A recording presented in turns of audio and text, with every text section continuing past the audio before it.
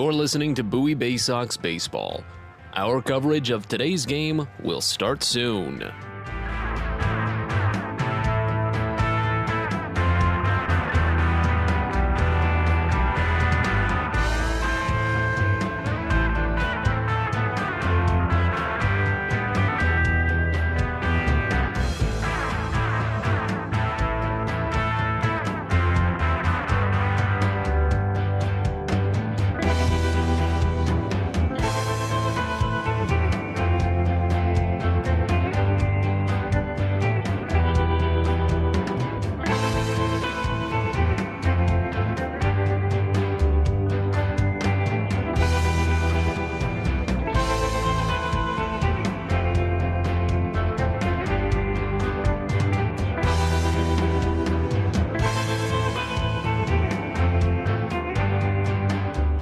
You're listening to Bowie Baysox Baseball. Our coverage of today's game will start soon.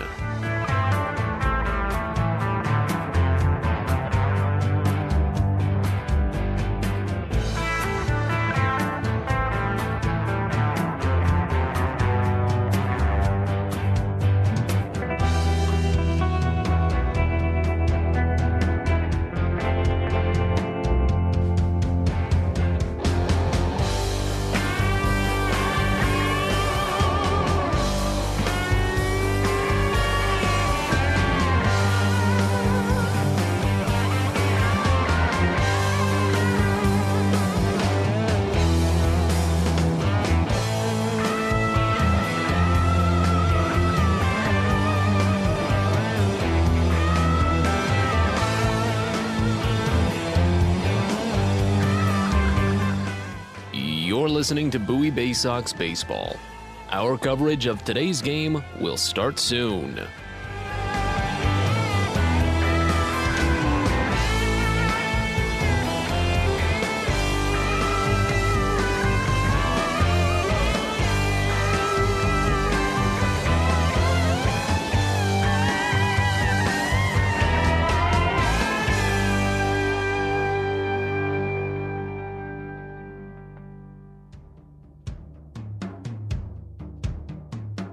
You're listening to Bowie Baysox Baseball.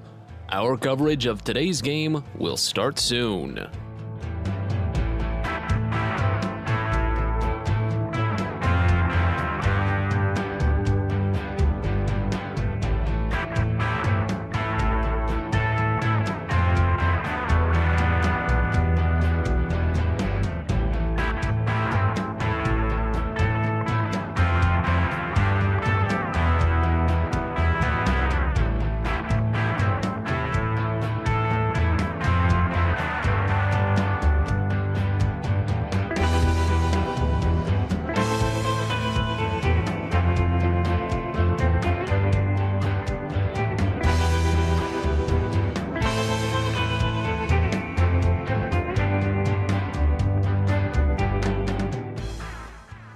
You're listening to Bowie Baysox Baseball. Our coverage of today's game will start soon.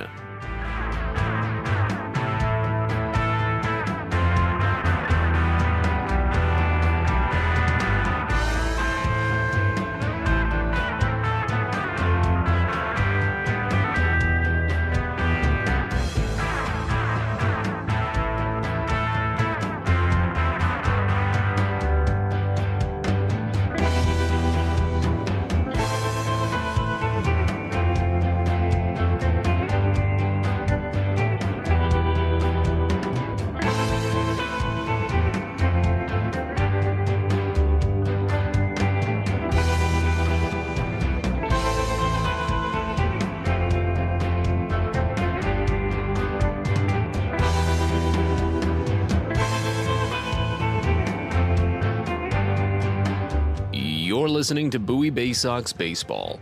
Our coverage of today's game will start soon.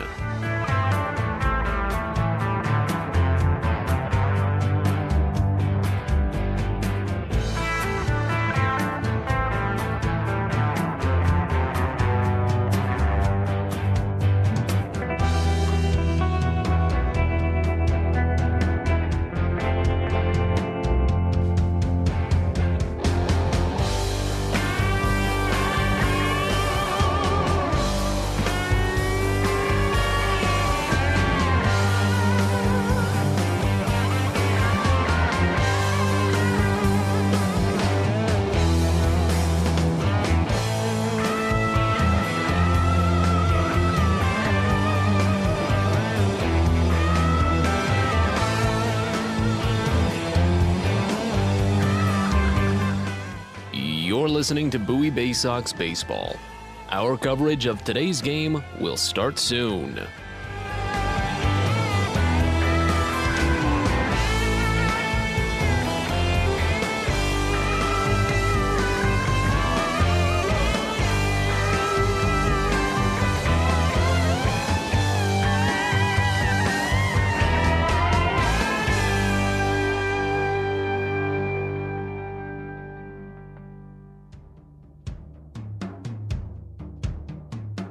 You're listening to Bowie Baysox Baseball.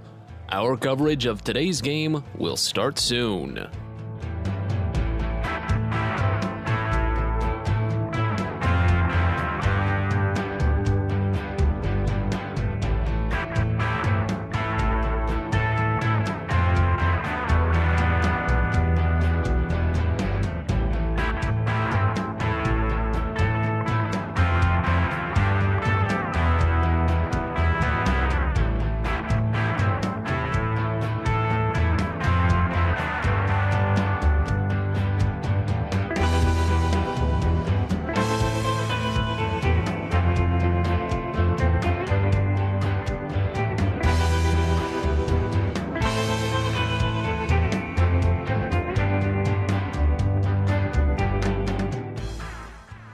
You're listening to Bowie Baysox Baseball. Our coverage of today's game will start soon.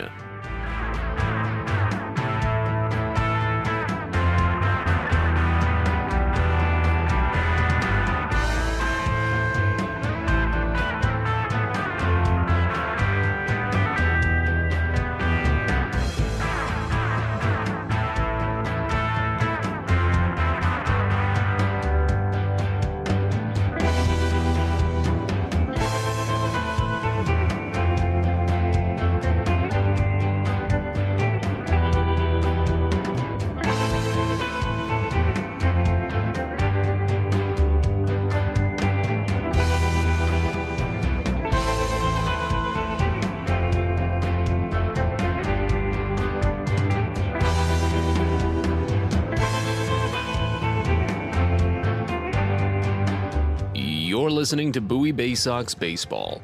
Our coverage of today's game will start soon.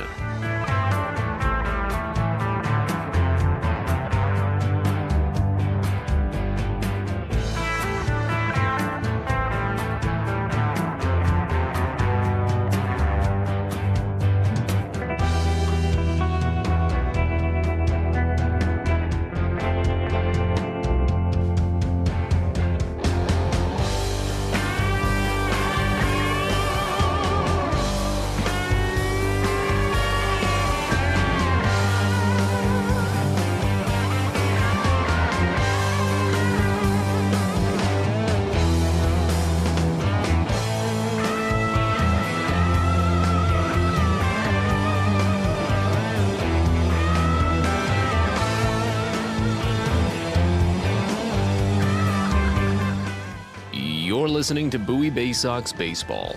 Our coverage of today's game will start soon.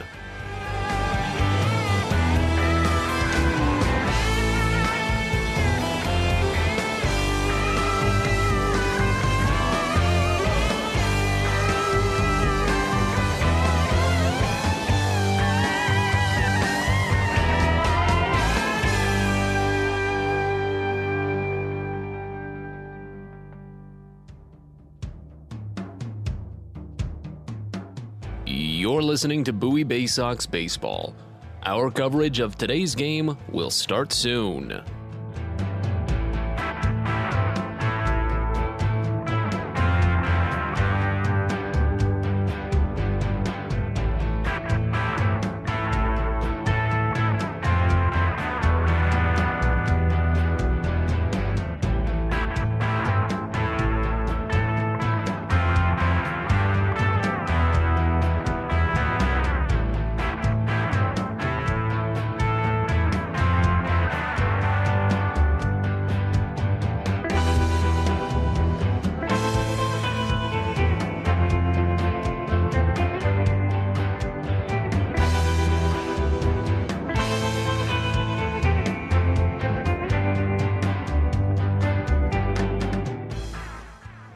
You're listening to Bowie Baysox Baseball. Our coverage of today's game will start soon.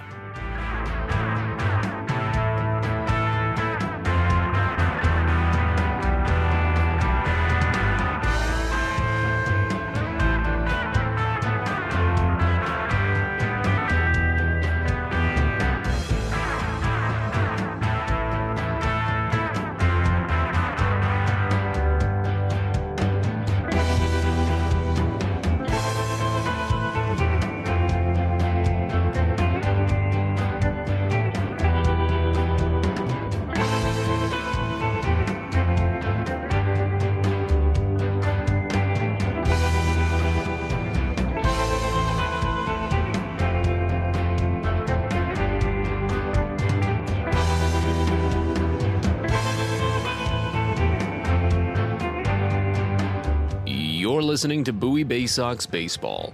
Our coverage of today's game will start soon.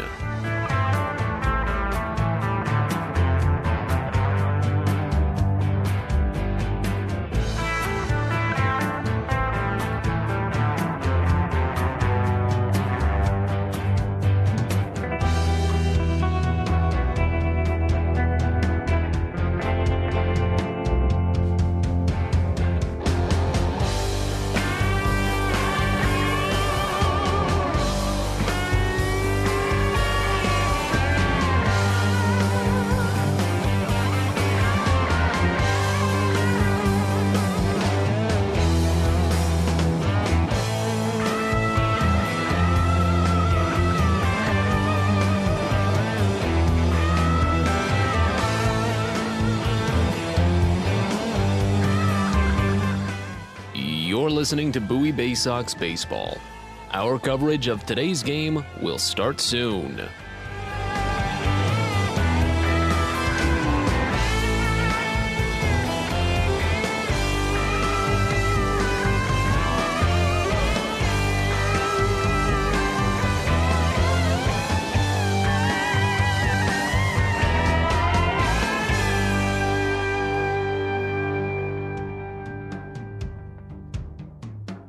You're listening to Bowie Baysox Baseball.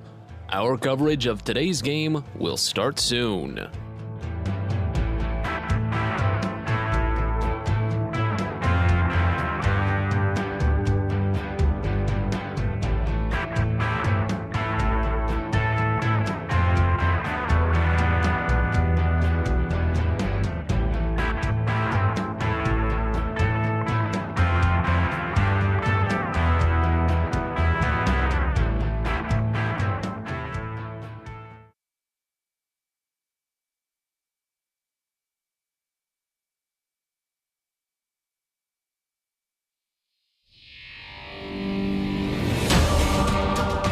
Welcome to Bowie Baysox Baseball.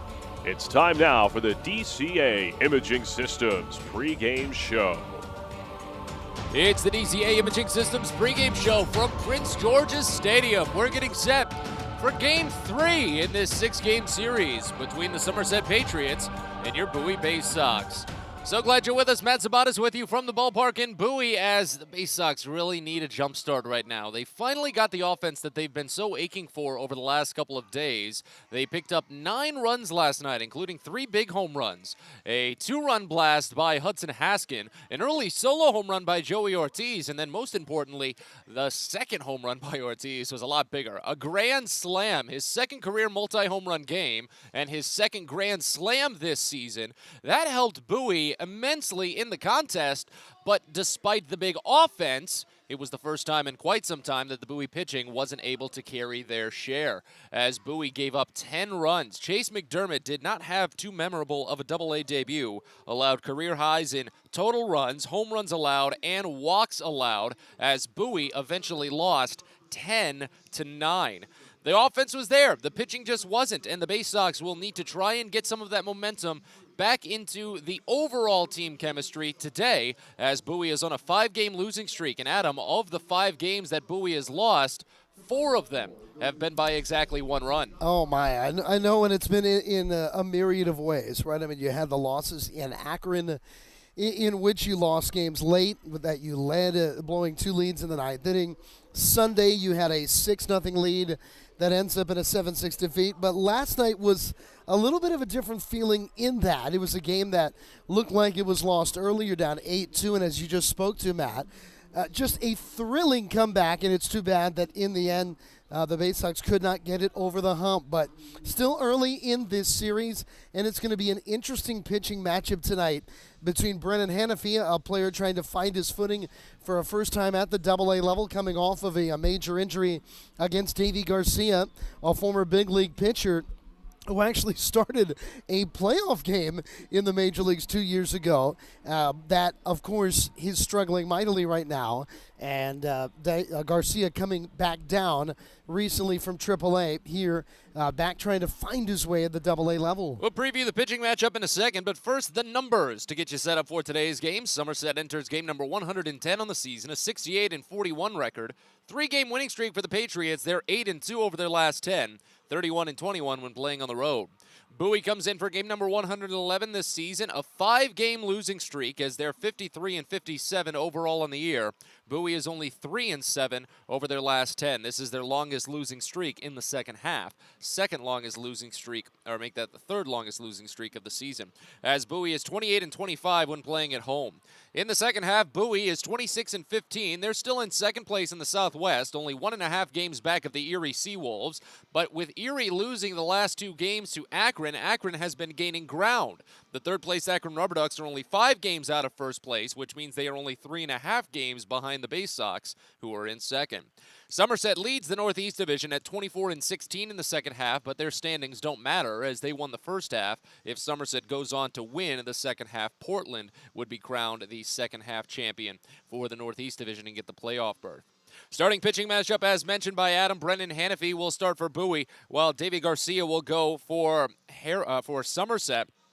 Hanafy was so close to picking up the win in his start against Akron last week. If it weren't for an error with 2 outs in the bottom of the 5th inning, he would have been able to finish out the frame and set himself up for what was eventually a 4-2 Bowie win. And it would have been Hanafy's first win as a pitcher since August 24th, 2019, when he was pitching with High A. And his pitches were looking great on the Akron start. I mean, he only struck out 2 batters, but he was giving up such weak contact that it never really looked like it was much of an issue for him. Very quick and efficient innings throughout. Of course, you've just got to be careful with someone who is coming off of the Tommy John surgery, as Hanafy is. It was just so nice to see him progress deeper and deeper into at-bats and into plate appearances, into innings. He just said he was so glad to finally have some of those leashes pulled off, while he still does trust the coaching staff and what they want to see out of him development-wise, while at the same thing, limits-wise, he's still glad to be able to go out there and prove himself night after night. So today will be a big prove-yourself kind of night for Brendan Hanafy. As Garcia goes for Somerset, a 1-0 record and a 4.70 ERA. He's still a top 30 prospect in the Yankees system, despite the fact that he was in the Yankees rotation for a couple of starts in 2020. He just hasn't accumulated enough innings to actually graduate from prospect status. And he's been on a bit of a slow slope after making that debut with the big league club in the shortened season. He went just 3-7 with a 6.85 ERA with AAA in 2021, and had only 7 starts with AAA to open the year before going down with an undisclosed injury. He never finished the 4th inning with AAA. He allowed multiple runs or multiple walks in 6 of his 7 starts, so none of them were even really too polished. He got shut down with that injury at the end of May and then moved to Somerset at the end of July to finally return from the injured list, and he started to stretch himself back out after finally getting his legs under him. He finished 5 innings for the first time this season in his last start, striking out 10 batters along the way. Now, his fastball has been dipping a bit in velocity lately. It's only getting up to about 94 these days, and his curveball doesn't have as much bite as it used to back when he was really rocketing up through the initial levels of the Yankees organization, back when he pitched, say, with the likes of Trenton when they were the Yankees AA affiliate. We'll have to see what Bowie does against him today. Maybe they can pick up that curveball if it hits the zone. they can muscle it out for a couple of home runs. That's what Bowie really needs to keep doing. As we continue on with our DCA Imaging Systems pregame show, we've actually got a very special guest joining us in the next segment. It's the first time we're doing something like this where we step across the clubhouses and chat with someone from the opposing side. Somerset pitching coach Gerardo Casadiego is a former Bowie Baysox. He pitched with the squad in 2008, made 55 appearances for the club, and has some fond memories of Bowie in the Annapolis area as a whole. So we catch up with him next, get his thoughts on what it's like returning to his old haunt. We're back after this. You're listening to Baysox Baseball. From sprains to stitches, sore throats to stomach aches, and pulled muscles to poison ivy, care is around the corner at Patient First. Walk in to see a doctor from 8 a.m. to 10 p.m. every day of the year. X-rays, lab tests, and prescription drugs are on site, and most major insurance plans are accepted. For routine illnesses and injuries, Patient First is here for you. Patient First, the name fits. Patient First, proud partner of the Bowie Baysox, open 8 a.m. to 10 p.m. every day. Celebrate your Chesapeake pride on Friday, August 19th as the Baysox host Maryland's Baytoberfest at Prince George's Stadium. All things Maryland presented by Royal Farms with an upcoming special Baytoberfest beer stein and ticket package available. And with a big chance to celebrate all things Maryland, it wouldn't be complete without your very own Maryland flag-designed Baysox hat with Adley Rutschman and his number 35 patched on the side. It's the Maryland Baytoberfest and the Adley Rutschman hat giveaway Friday, August 19th at Prince George's Stadium. So get your tickets at baysox.com.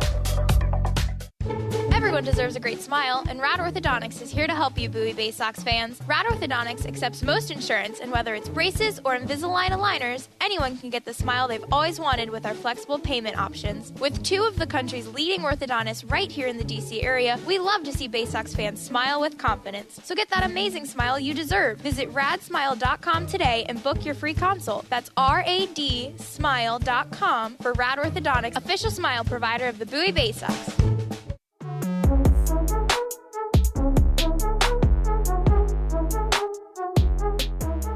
We're back in on the DCA Imaging Systems pregame show, getting set for Game 3 between Bowie and Somerset. A special guest today for the pregame conversation. It's a step across the clubhouses. First time we've done this year, as we chat with Somerset pitching coach Gerardo Casadiego. And if you're not aware, Casadiego pitched with Bowie. His last professional appearance in America was with the Bowie Baysox in 2008. He had spent plenty of time in the Yankees organization and spent 2008 as a strong reliever with the Orioles here in Bowie. So what's it like kind of being back in general? What's that overall feeling like to be back here with in some of your old haunts?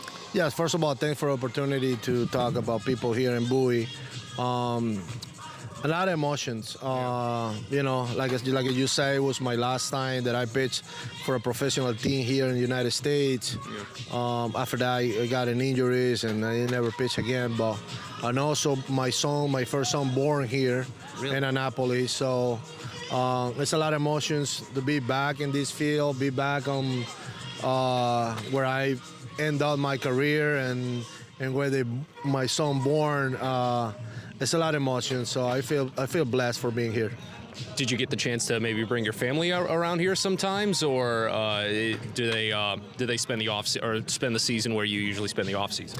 Yeah, we came here. They come all the time in the summer, so we have the chance to spend some time here in Baltimore too, because I still got family here.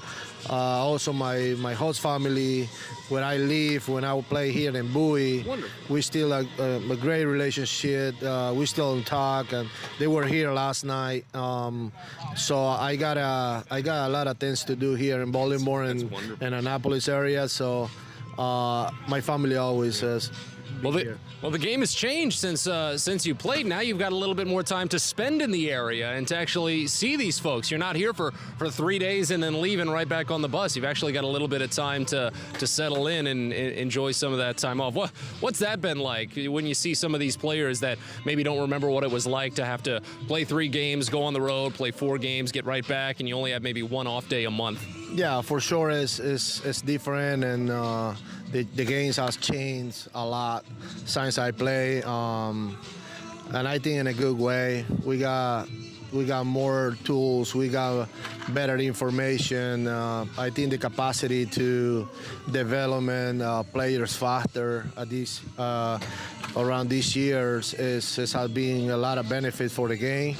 But going back to my days, and we don't have that much information. We don't have those tools that you can develop. I think these guys have to feel blessed about how much the game has changed for the benefit of the players for their career. So I always talk about that, talk about things that I don't have and they have.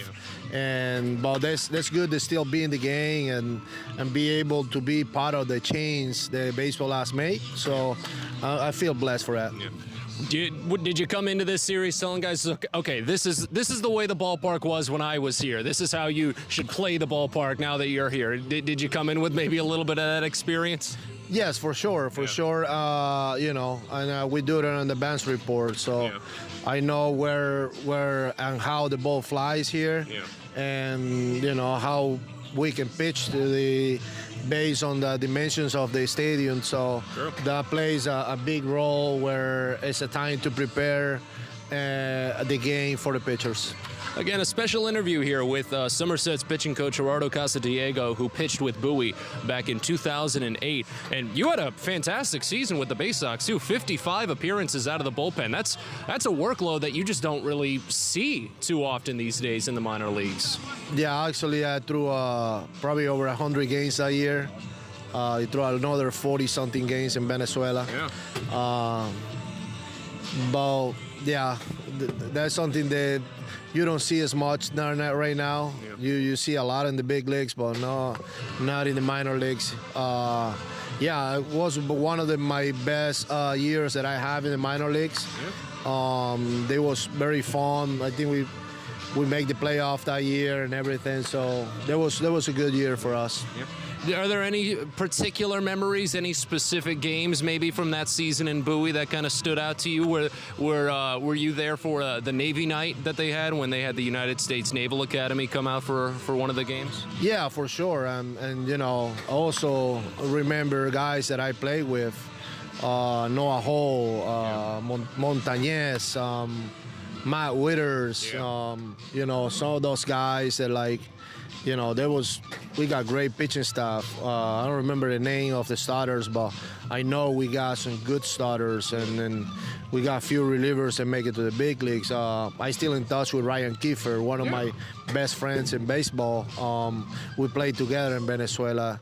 So there was a lot of fun when I played for the Orioles and played here in Bowie. To represent Bowie in the Baysox was tremendous. So. And to carry on what you've learned in your career to what's essentially been one of the best pitching staffs in the Eastern League this season, what's that been like from your perspective? A lot. Has been making a lot of transitions, adaptations to a lot of things. Be able to go now. I went to Boston University for analytic baseball.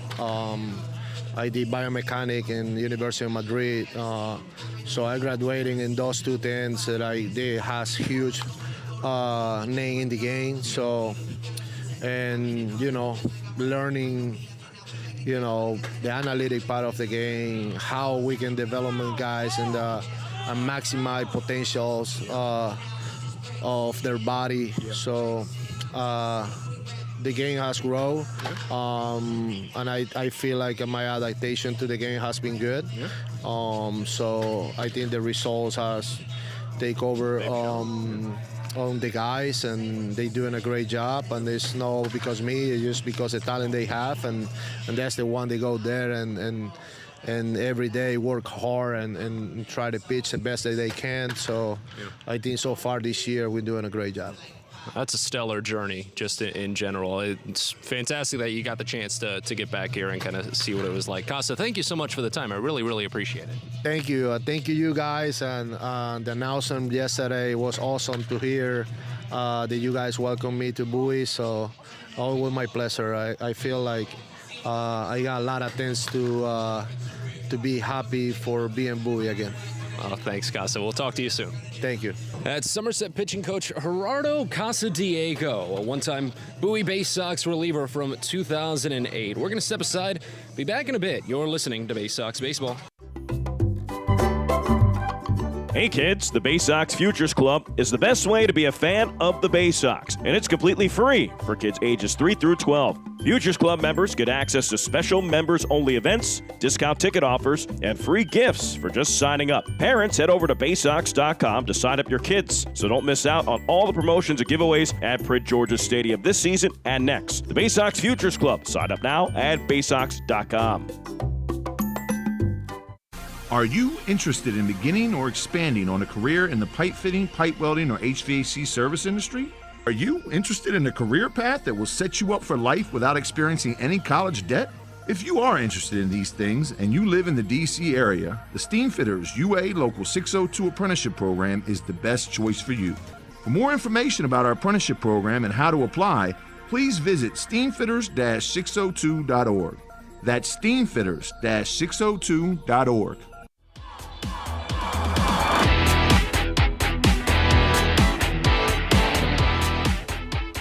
Well, we're getting ready for baseball here on what is a beautiful Thursday evening at Prince George's Stadium. My name is Adam Pohl. Great to be with you. This is Bowie and Somerset last night, maybe more befitting of what these clubs have been all year, in a 10-9 ball game. The Eastern League has 12 teams in it. Bowie is second in the league in runs scored. Somerset is third. So two outstanding offensive ball clubs going at it again here tonight. Well, the Baysox have not lost any ground even with their first two losses in this series to first place Erie in the Southwest. Erie has dropped two in a row. They came in winners of 7 straight into this week. But boy, the Akron Rubber Ducks are rolling, the reigning champs in this Eastern League, which was called the AA Northeast League last year. And Akron, who came just one game shy of the playoffs in the first half, all of a sudden are right back in the thick of it as they won 2 in a row. Akron is in third place in the division. Erie leads. Bowie is a game and a half out. Akron is 5 back, and Altoona 6.5 out here as we enter what are the last 4.5 weeks of this AA regular season. Harrisburg is 14-27. They are just about out of it. And although Richmond has had a miserable second half, they're 13-27 on the half. They have already won the first half, and they will be participating in the best of 3 series to win the Southwest pennant in the middle of September. Today we are following what is a doubleheader, though, in Erie. Akron and Erie playing 2 today, and Erie in a 7-inning game is winning in game 1. They are leading Akron 4-1 in the bottom of the 5th. We'll follow along as we continue. Well, the Baysox are wearing their alternate orange tops here tonight. Bowie is taken to the field, and with that, we'll take our final break. And when we return, starting lineups and tonight's first pitch, Matt is back with you after this on the Baysox Baseball Network. Fielder's Choice Flex Packs with the Bowie Baysox. The best value to see the best games at Prince George's Stadium. You could save up to 30% on your selected seat from day one and enjoy a number of exclusive member benefits, including flexible exchange options, discounts on suite rentals, special access to the Diamond View restaurant, and a free members collectible at your first home game of the year. Get your pack now by calling 301-464-4865 or heading online to baysox.com. Sky Shooter Displays by ZY Pyrotechnics will be lighting up the sky with top-of-the-line fireworks shows following Baysox games all season long. We will give you the best bang for your buck. Sky Shooter Displays include traditional shows, true pyro musicals, custom choreographed plays, and much more. The night sky is truly limitless, so don't be shy. Give ZY a try. Find out more by calling us at 570-328-1361 or visit us online, zypyrotechnics.com. At DCA Imaging Systems, we provide a tenured team of office technology professionals ready to be your trusted advisors. From document creation, output devices, scanning and workflow, to document security and storage, we understand people print. not printers. Give DCA Imaging a call, 301-577-1021, or find out more about how we can help you. DCAimaging.com. DCA Imaging Systems, office technology made easy.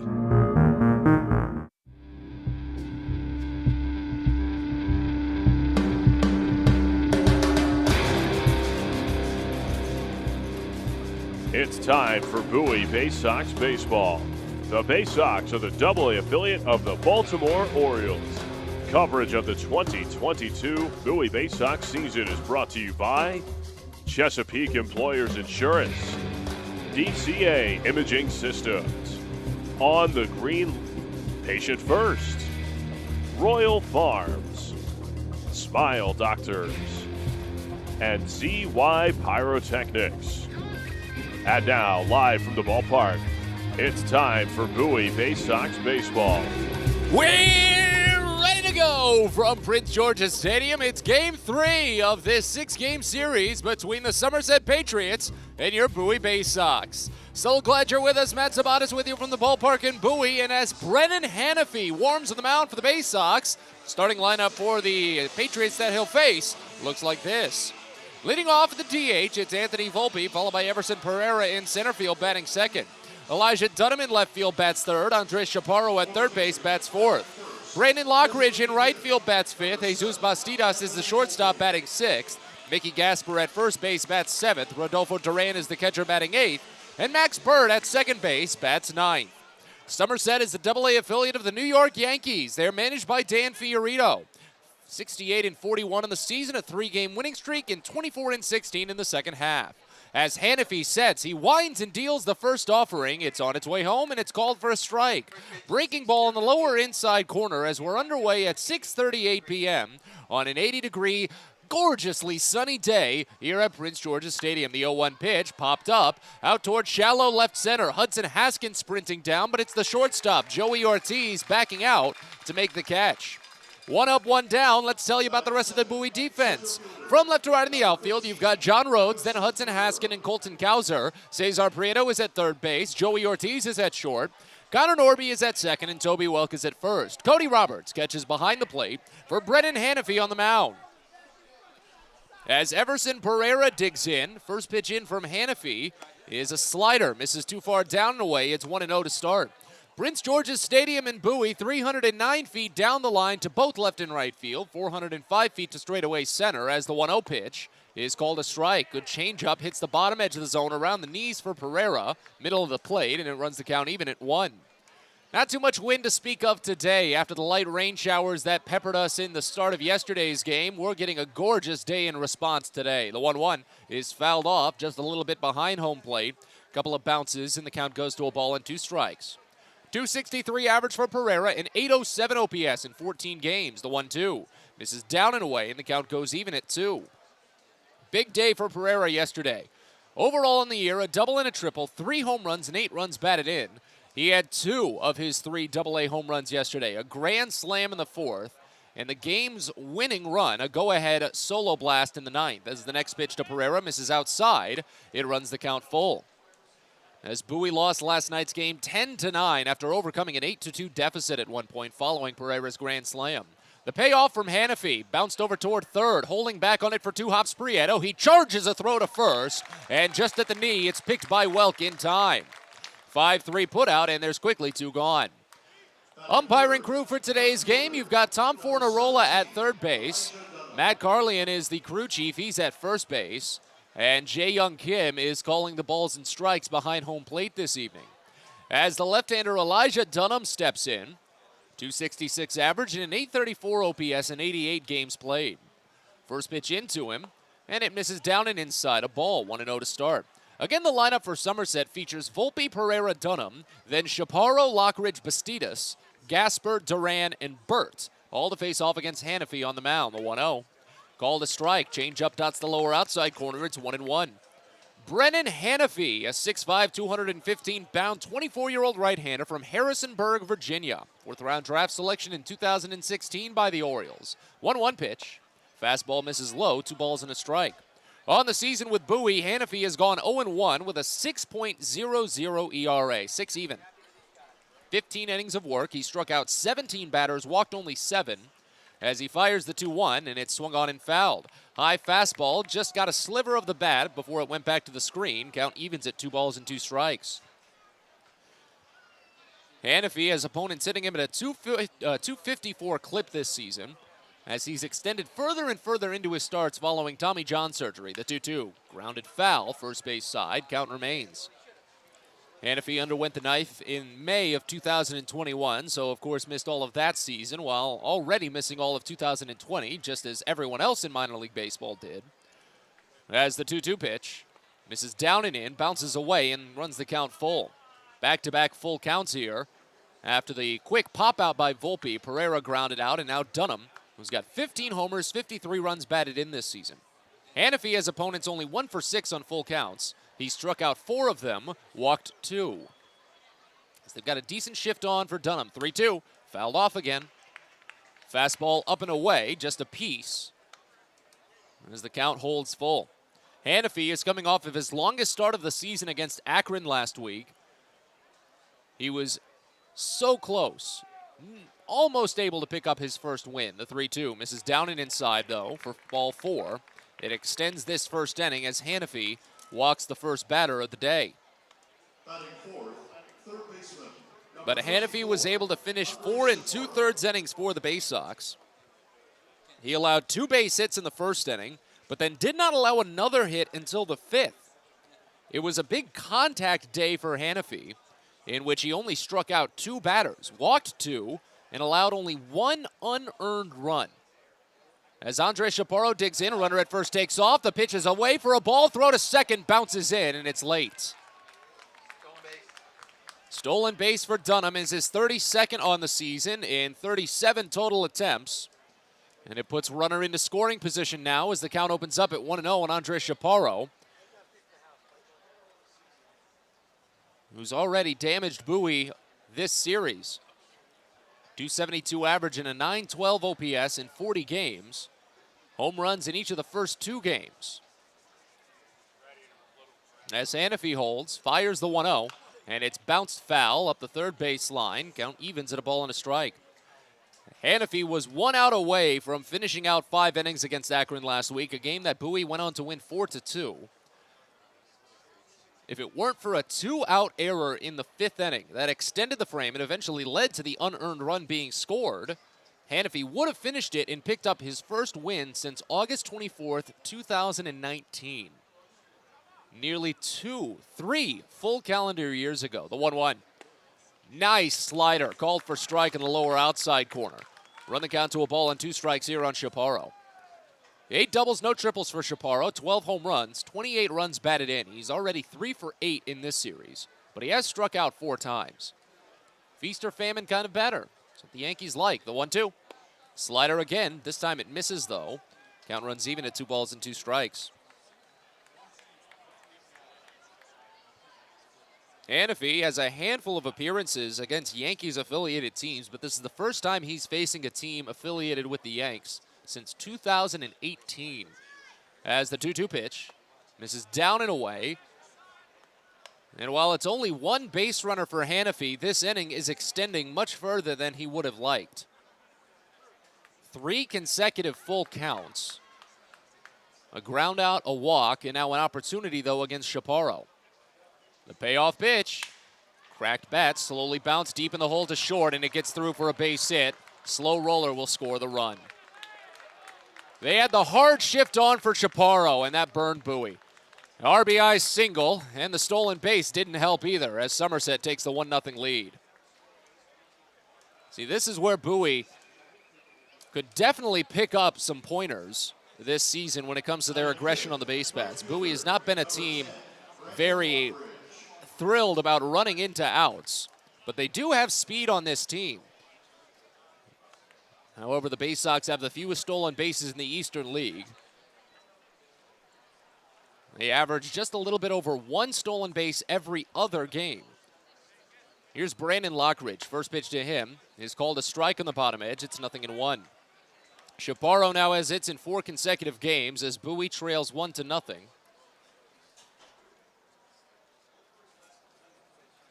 As Lockridge is hitting .233 this season, a .675 OPS. Next pitch, a fastball misses wide, and the count runs even at 1. Hannafy has been a strike away from finishing the inning on consecutive batters now, and he's missed out on both opportunities. Dunham drawing the walk, Chaparro picking up the single. Hannafy is up to 24 pitches. As the next pitch is fouled off right side, that was the 25th. Count goes to a ball and 2 strikes. Third consecutive batter that Hannafy has been a strike away from wrapping. Needs it right now. As he sets, holds at the chest, fires the 1-2. Down and away. Count goes even at 2. This was a problem that we've been discussing a little bit lately for Bowie pitchers, is that they're running into big 2-strike opportunities and having trouble closing it out. The 2-2. Check swing, but a called strike 3. No trouble there. Fastball in the lower outside corner, and Lockridge is retired to end the inning.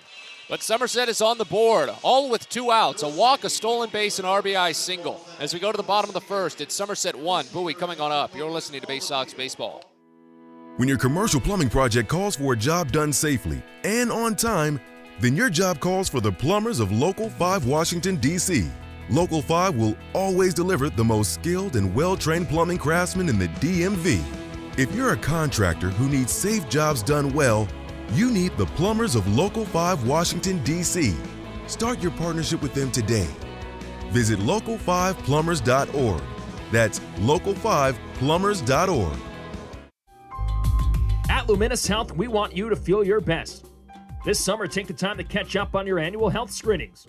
Visit us at our Anne Arundel Medical Center, Doctors Community Medical Center, or one of our primary care offices in your neighborhood. At Luminous Health, you are the MVP. Learn more at luminoushealth.org.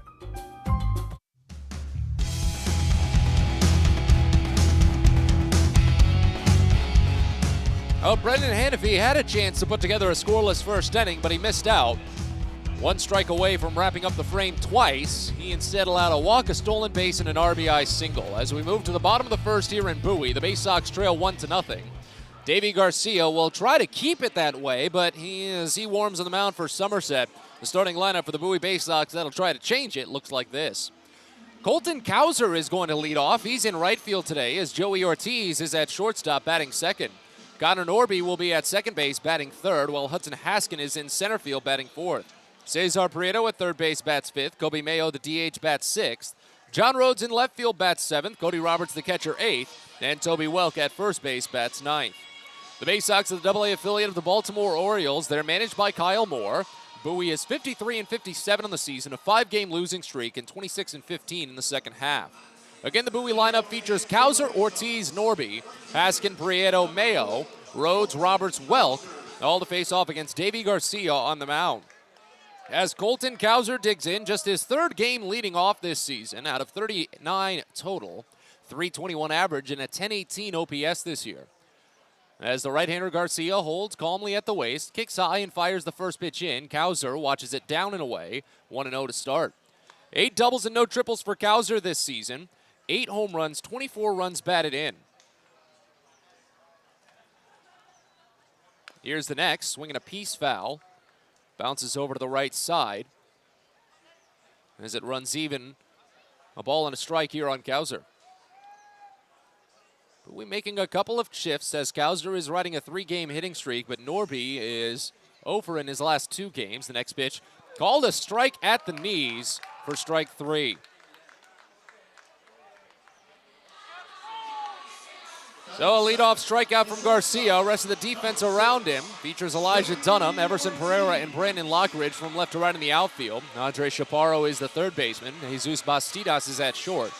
Max Bird is at second. Mickey Gasper is at first. And Rodolfo Duran is the catcher behind the plate for Davey Garcia on the mound. First pitch into Joey Ortiz. Misses outside. Fastball starts the count out at 1-0. 268 average for Ortiz this season. A 791 OPS in 101 games. 24 doubles, 4 triples, 14 homers, 68 runs batted in. Next offering called a strike. Fastball nicks the lower outside corner. It's 1-1.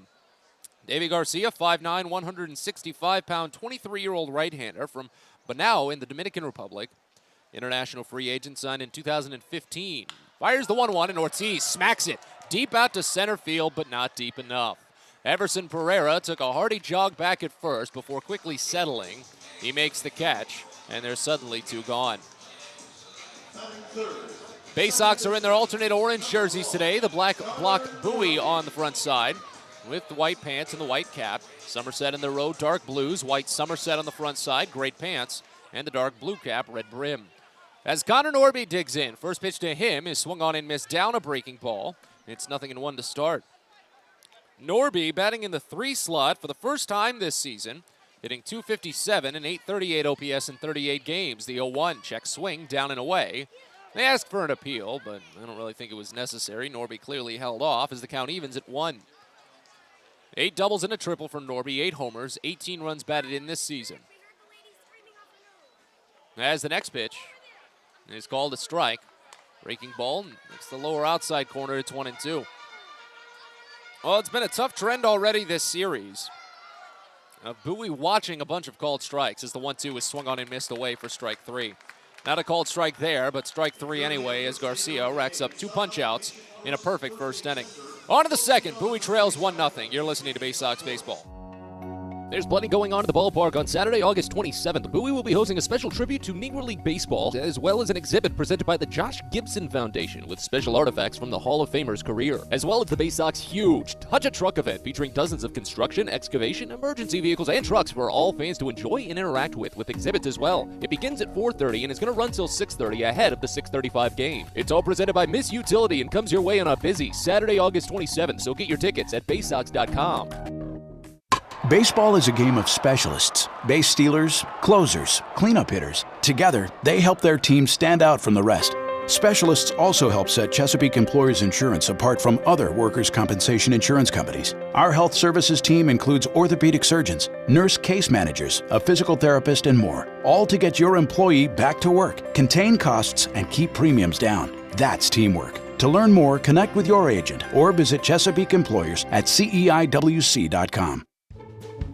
A birthday bash with the Baysox is the best time at the ballpark. Bring your friends and family out to celebrate and be the star of the show. Dance on the dugout with Louie, play games in the stadium, introduce a batter in the game, and you'll even get to have the stadium sing for you. Baysox birthday parties, an unforgettable, one-of-a-kind experience at Prince George's Stadium. Book yours by calling 301-464-4880 or at baysox.com.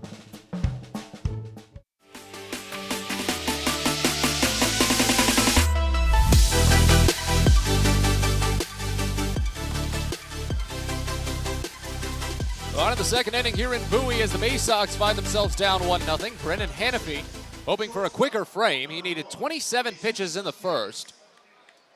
After collecting 2 quick outs, he had to go back-to-back on full counts, giving up a run, all with 2 outs. First pitch to Jesus Bastidas is swung on and missed down. It's 0-1. 6, 7, and 8 in the Somerset lineup with Bastidas, Gaspard, and Duran set to bat. Bastidas hitting .257, a 789 OPS. The 0-1 pitch is hammered deep out to left field. This one's probably gone. Rhodes runs back, looks up, and there it goes. Solo home run for Jesus Bastidas. It's 2-0 Somerset. Second home run given up by Hannafy this season. 14th home run of the season for Bastidas. 100 miles an hour off the bat. 375 feet away from home plate.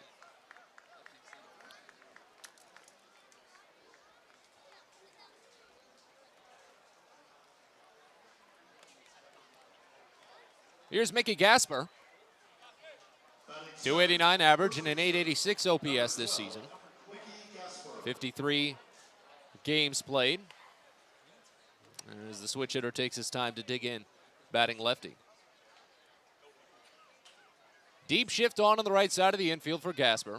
As the first pitch in from Hannafy. This is up and away for a ball. It's 1-0. Well, you've got to be careful when you're pitching to this team. You can't really leave anything belt high. That's exactly what Hannafy did there. It did have some good movement inside, but it was still just sitting at the right spot as Gasper watches a called strike to run at 1-1. This is the team that leads the Eastern League in home runs by a massive margin. The 1-1 pitch. Bounce back to the pitcher. Scooped on 2 hops by Hannafy, and from the mound, he fires to first. A little low, but still there. 1-3 put out, and there's one gone here in the second. Somerset has 9 different players. 9 with 10 or more home runs. Bowie has 3. And one of them is, well, I thought Gunnar Henderson had 10. No, he only finished with 7.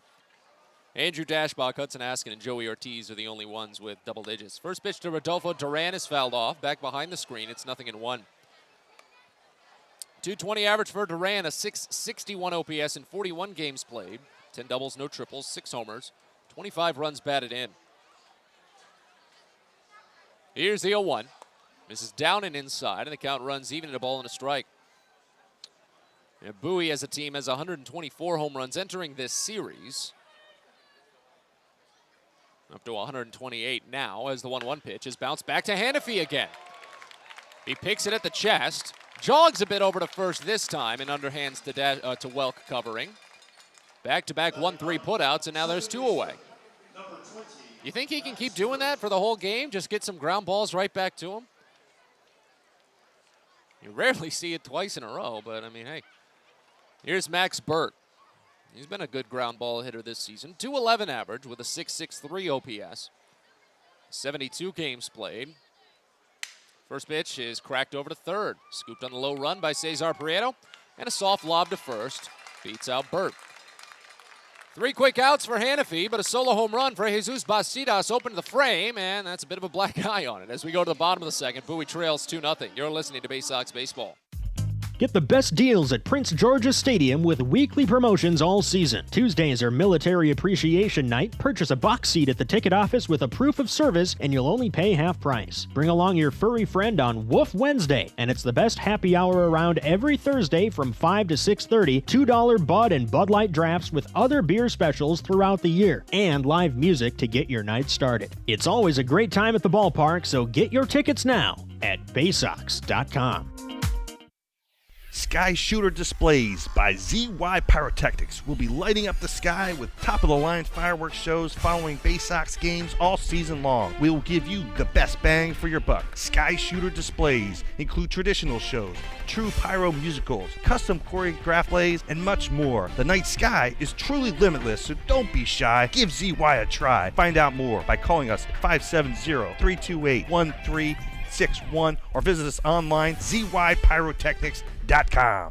On the Green Incorporated is your lawn care team, providing professional organic-based lawn care programs for residential and commercial lawns. Our lawn care programs provide ballpark quality results. Each service is custom tailored with guaranteed results for even the toughest lawns. On the Green also offers outdoor pest control services. Mosquitoes, ants, ticks, and more. Safely and effectively control insects and enjoy the outdoors this summer with On the Green Incorporated. Go to onthegreeninc.com.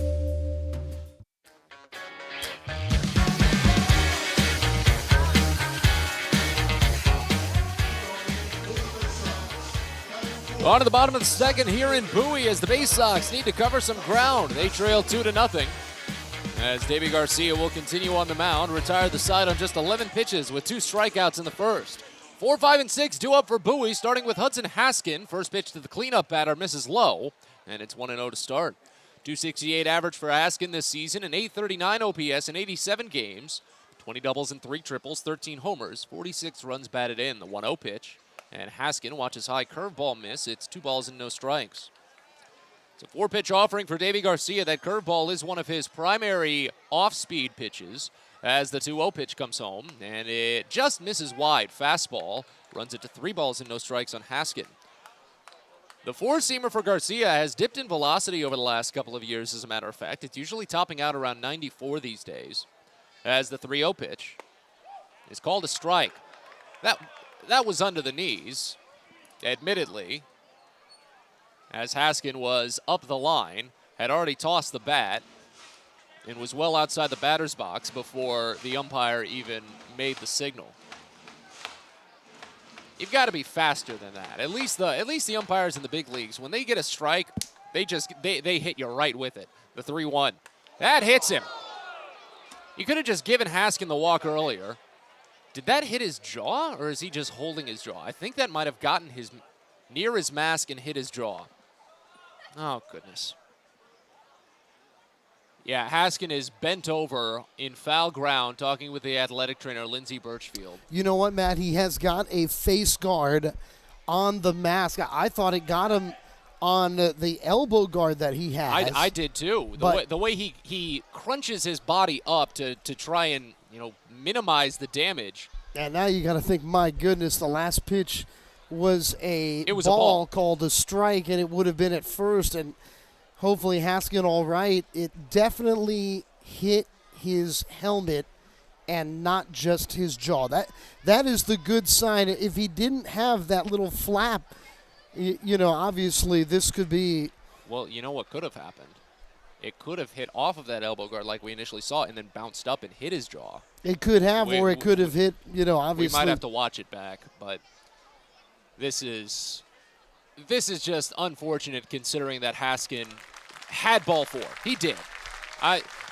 We've talked about this a little this season, is that I am not the kind to immediately pounce on an umpire. But when you make an incorrect call like that and it leads to that sort of outcome on the immediate next pitch, that's just upsetting. And that's... But it is huge that Haskin is going to stay in the game. And that's a great news. And thank goodness that he wears a helmet that has that face guard. I mean, he's got to, considering the magnet that he is. Hudson Haskin leads the team in hit by pitches, and the number just grows after that one as he's up to 18 this season. So the tying run comes to the plate now in Cesar Prieto. 284 average and a 708 OPS. He squares but can't make contact on it. Tried to run it up the line. Called for a strike as the count opens up at 0-1. That's usually the only time Prieto will try for the bunt, is on the first pitch of the plate appearance. With fewer than 2 outs, he'll just wait for the next pitch, and it misses low. Count runs even and a ball and a strike. But that does set himself up for an opening now, as Prieto does hit it the other way about a third of the time. Opposing defenses haven't scouted, or they just don't care to back that third baseman up after the first bunt attempt, as the 1-1 pitch is smacked up the middle, a base hit. Haskin will take an easy jog into second base. Prieto's got hits in 3 consecutive, 7 of his last 8. I was going to say the defense does play in a little bit in response, but Prieto never squares to bunt after the first pitch. And that sets them up, that sets the defense up for failure when Prieto can lace base hits like that. He's a great contact hitter, is he not? And that was another pitch. It was a strike, but it was at the top of the strike zone. I think Prieto might be, if not the best, one of the best Bowie hitters at that fastball up. He sees the zone. He really does. That's why he only has 37 strikeouts in 66 games. It's such an incredible number. So now tying run is on base. Prieto at first. Kobe Mayo up to bat. First pitch into the right-hander is a slider. Called for strike in the lower outside corner. Start the count out at 0-1. 205 average for Mayo, a 570 OPS in 10 games. 1 double, no triples, a homer. 5 runs batted in. Bowie trails 2-0 here in the bottom of the second. The 0-1 to Mayo. Check swing. And he got a piece. It rolls in front of the third base line. They go to third for the force. Back to first. It's late.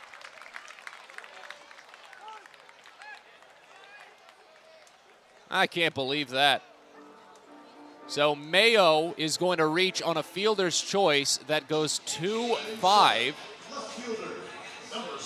Great reaction by Rodolfo Duran behind home plate. Haskin is retired on the force. Prieto moves to second. It was a check swing on a pitch that was well outside, and it just fell in front of home and just rolled to a quick stop. So now John Rhodes will step in. First pitch misses well outside. Cesar Prieto takes a heavy lead off of second base, thinking that ball might have gotten away from the catcher at first, but it didn't. Count starts out at 1-0. Still only 1 out, so still an opportunity for Bowie. But that one just deflates you a little bit when the batter was trying to stop from swinging. 192 average for Rhodes, a 559 OPS in 7 games. No doubles, a triple, no homers. 4 runs batted in, the 1-0 pitch. Rhodes watches a called strike. Fastball nicks the lower outside corner. And the count runs even at 1.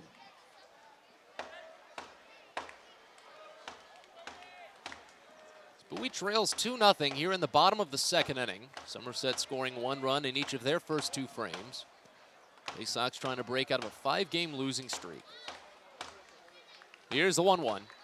And Rhodes watches it inside. Curveball misses. Runs the count to 2 balls and 1 strike. has been such an interesting ride for Garcia. Still only 23 years old. You just kind of get that impression about a guy that pitched at the big league level to only be down at Double-A 2 years later. The 2-1 is smacked up the line, foul right side. Run the count even at 2. You feel as if, oh, he's probably a lot older, probably having some mechanical issues, something of that line. But that's not really the case. Garcia just had a tough year. 2021, he didn't pitch too well with AAA, and an undisclosed injury sidelined him for most of this season, so now he's just been back on the comeback. 2-2. Rhodes rips it up the third base line, a fair ball into the corner in the bullpen. Prieto will score. Does Mayo get the wave? The tying run, he does. Here comes the throw. The relay is late. It's a tie game. 2 RBI double for John Rhodes, and it's 2-2. A smoked shot up the line. Kicked up some dirt to the right of the bag, and Rhodes has his first Double-A double at a crucial time.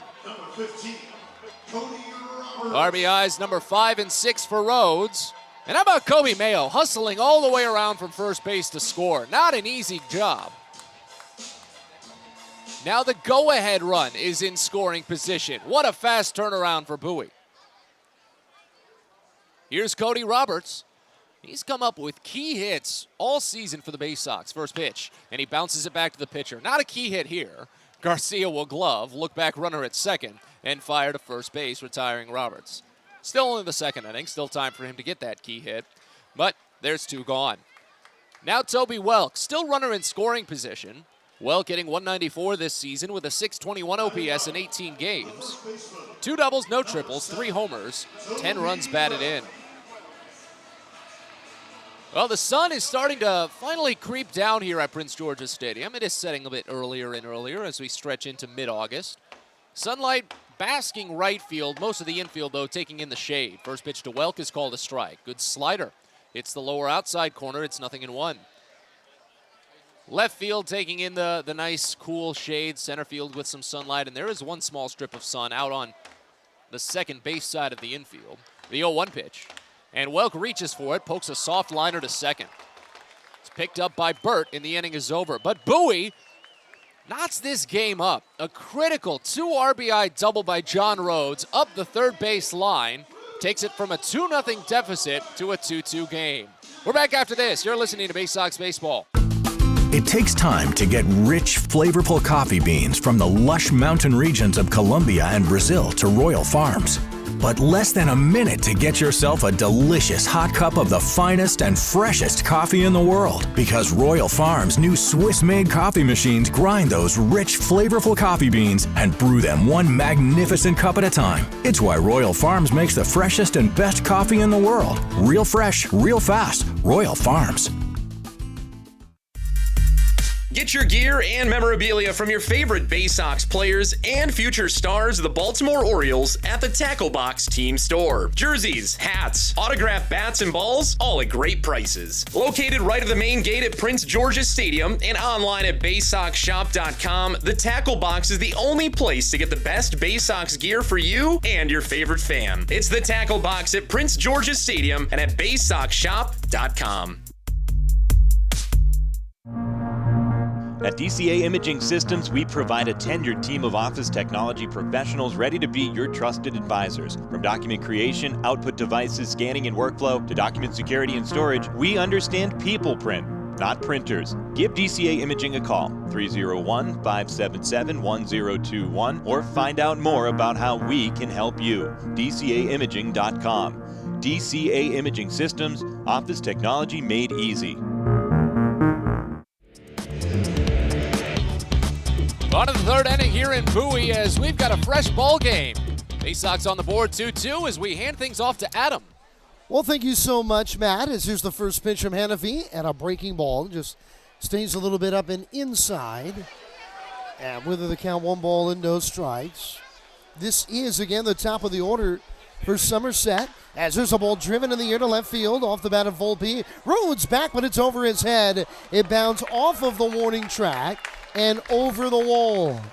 And the speedy leadoff hitter, tonight's designated hitter for Somerset, with a ground rule double here to open the third inning. And now here is Everson Pereira. Pereira hit 2 homers last night in the wild 10-9 Somerset win. Been at this AA level for about a month, the pitch, and he swings through a fastball that was up and in, and the count is 0-1. Pereira, though, missed 2 weeks here at the beginning of the month of August. He had heavy cramping in a game on July 30th as he takes on the outside corner. Another sinking fastball, this time at 92 miles an hour. And the count is 0-2. And he didn't play again until August 12th, less than a week ago. Pitch, and it's in the dirt, and it skips beyond Roberts. And with that, Volpe on the wild pitch is up to third base. When you watch the Baysox pitching staff and Orioles pitchers in the major and minor league level work, they throw a lot of 4-seam fastballs. That is a fastball with more velocity, but with less movement. Hennefy throws the 2-seamer with great regularity. The infield's in, and a breaking ball gets a wave and a miss. A slider up in the zone, and Pereira cuts through it. Second strikeout of the night for Hennefy, and a big first out, and now the infield will stay in, as here's a tough left-handed hitter, Elijah Dunham. Now, Hennefy, when you look to see if he is having success, if his pitches are moving like he wants them to, he wants to get a lot of weak ground balls. The pitch, and a ground ball right side, coming to the plate, Volpe, a throw, a tag, and it's in time! Norby put the throw on the money. With the infield in, Volpe's got great speed, but he was out by a ways, and Roberts a great job there to make sure that he tagged the foot of Volpe in front of the plate. It's a bit of an art form now for a catcher to not block the plate but still get the tag down ahead of it. So there's 2 down, a runner at first. Here is Andres Chaparro, who has homered in each game in the series. They played a pull as Hennefy throws over to first, and Dunham another base stealer. 2 of the top 3 base stealers in the league are Volpe, who was just out of the plate, and the man at first now in Dunham. As Hennefy delivers, and it's a cold strike on the outside corner with a fastball, and the count 0-1. Hennefy in the first inning, he had a walk, a steal. It was Dunham that did that, and then he came around to score when Chaparro hit just a soft broken back ground ball up the middle. As there's a sinking fastball down, and the count evens here at a ball and a strike. The second run came in on a homer on a hanging breaking ball from Bastidas. Down 1-1, here's the pitch. And a sinking offering for a strike. My goodness, at 93 miles an hour, that pitch had a ton of movement. It almost looked like a fork ball, or a splitter is a better way to put it. Not a fork ball, but a splitter. Count 1-2. As a look to first, and back to the bag standing is Dunham. So far in his short tenure here with Bowie, Hennefy, 51% of the balls hit against him have been ground balls. The 1-2, and there's another grounder. Lightly hit to short, charging Ortiz, gloving. A throw to first in time, and with it, the inning is over. So how about that? Somerset had a runner at third and nobody out, and they do not score. And we head to the last of the third in a 2-2 ball game. Bowie and Somerset on the Baysox Baseball Network. Pest Now is proud to partner with the Bowie Baysox and provide their pest control services. For all your residential and commercial pest control needs, call Pest Now. For general pest control, termite control, mosquito control, and all other pest control services, call Pest Now. You can reach us at 301-231-8300 or visit us online at www.pestnow.com. Get the best deals at Prince George's Stadium with weekly promotions all season. Tuesdays are Military Appreciation Night. Purchase a box seat at the ticket office with a proof of service and you'll only pay half price. Bring along your furry friend on Woof Wednesday, and it's the best happy hour around every Thursday from 5 to 6:30. $2 Bud and Bud Light drafts with other beer specials throughout the year, and live music to get your night started. It's always a great time at the ballpark, so get your tickets now at Baysox.com. The Baysox are calling all deadheads to make their way out to Prince George's Stadium on Friday, August 26th for Grateful Dead Night. With special themes and music all night throughout the game, it'll culminate in a Grateful Dead-themed fireworks show to cap the evening. Fans who purchase a special package ticket will receive a limited edition Baysox Grateful Dead t-shirt collaboration and a ticket to the game, so be sure to get there Friday, August 26th. It's Grateful Dead Night at the ballpark. Find out more at Baysox.com. Adam Cole back with you here from Prince George's Stadium. We're tied at 2. The right-hander Davey Garcia back to work against Colton Cowser, who shows bunt and takes a fastball off the inside. Ball 1. Cowser, in his 3 years of college baseball, had, get this, a .460 on-base percentage. Here's the 1-0, and he takes a strike of the knees, an off-speed pitch.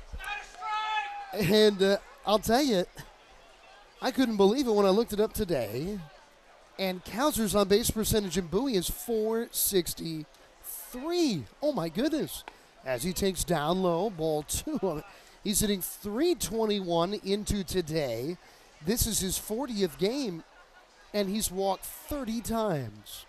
Now, he has been an on-base machine, to put it mildly. The pitch and a swing and a miss through a cutting breaking ball in. That was a bender that started middle of the plate, top of the zone, and it was caught on the inside corner at the knees.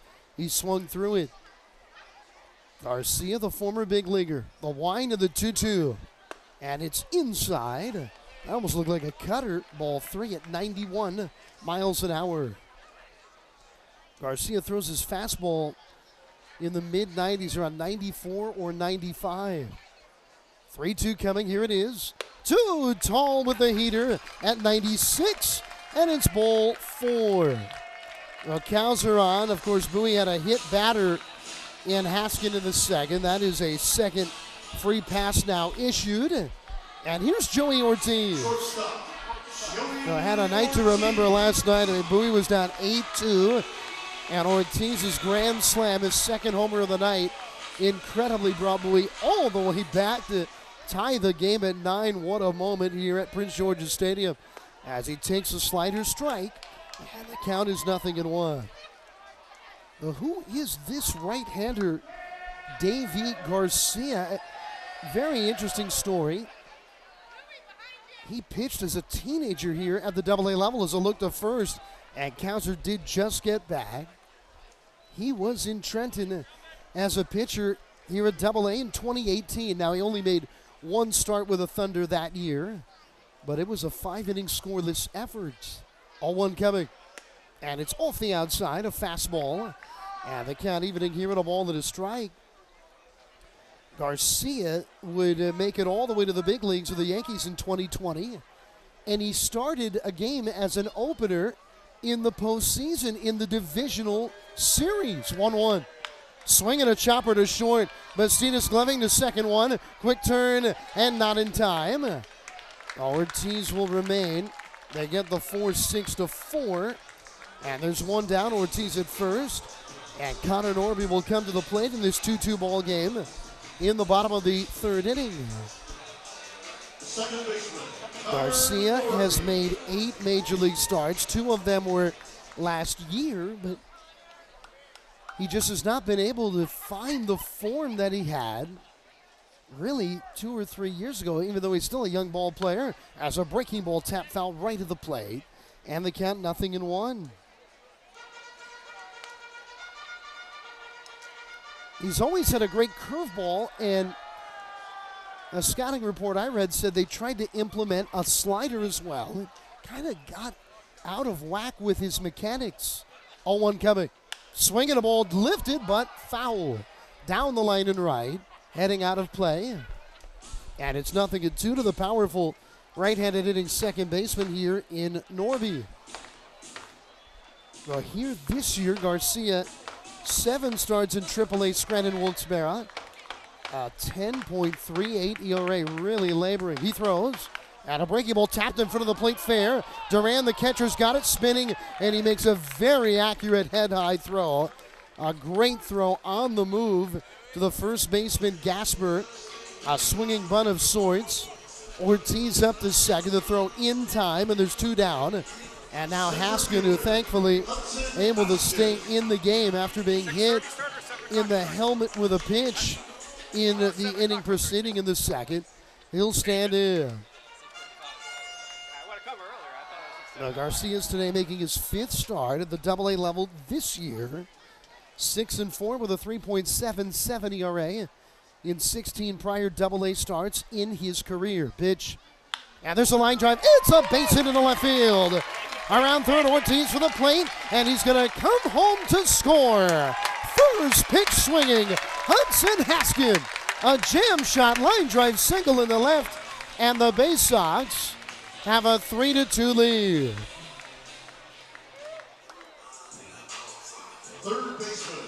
And you know, he still hit it pretty hard. You say jam shot. It was a fastball right in the inside corner. And Haskin really showed quick hands there. I don't think he got out on the barrel, but he was 90 miles an hour off of the bat. And Bowie's got their first lead of the night. Here is Prieto. And now the pitch. And he takes a fastball strike on the outer half. And the count 0-1. Well, Bowie was down 2-0 in the game after the Bastidas homer. But they got a 2 RBI double from John Rhodes with 1 down to tie it in the second inning. And boy, a great piece of hitting by Haskin. And what was a leadoff walk ends up coming back to hurt here Garcia as he fires another throw over. Goodness. Usually when you throw over, you're not throwing it at your fastball speed. Gasper might have to take off the glove and kind of blow on the palm of his hand. I mean, he's throwing 95 miles an hour to first. As there's a broken back ground ball to first. Gasper cannot get it. It kicks off his foot. It bounds high in the air, and it just dies on the infield skin. It's an error, and that would have been the inning ender. Unquestionably.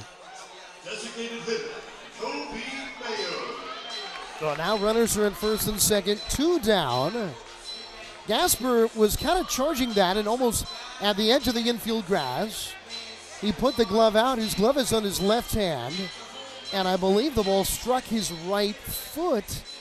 And it kicked up high in the air. The second baseman, Burt, ran over to try to make a play on it, but he had no play to make. And here's Mayo, the pitch. And he takes a breaking ball down, ball 1. Now Kobe Mayo, just 3 games at the AA level before he went on the injured list. And now he's at a few weeks healthy. And here he is with 2 multi-hit games in his last 3. The 1-0 coming. And a breaking ball bends beneath the knees, a check swing. The appeal to the first base umpire. And Matt Carlian, but he did not go. The count 2-0 here to Mayo. Big opportunity for the Baysox. A run is in, 3-2, Bowie leads. Lead runner at second, Haskin. And now the 2-ball, no-strike pitch. Swinging a line shot to right. Lockridge in on it. Diving the other way to make the catch. He almost overran it. He was running in and to his right. He hit the pause button. And then he dove to his left. And he makes the catch. Wow. The inning is over. We head to the 4th, 3-2 Bowie leading on the Baysox Baseball Network.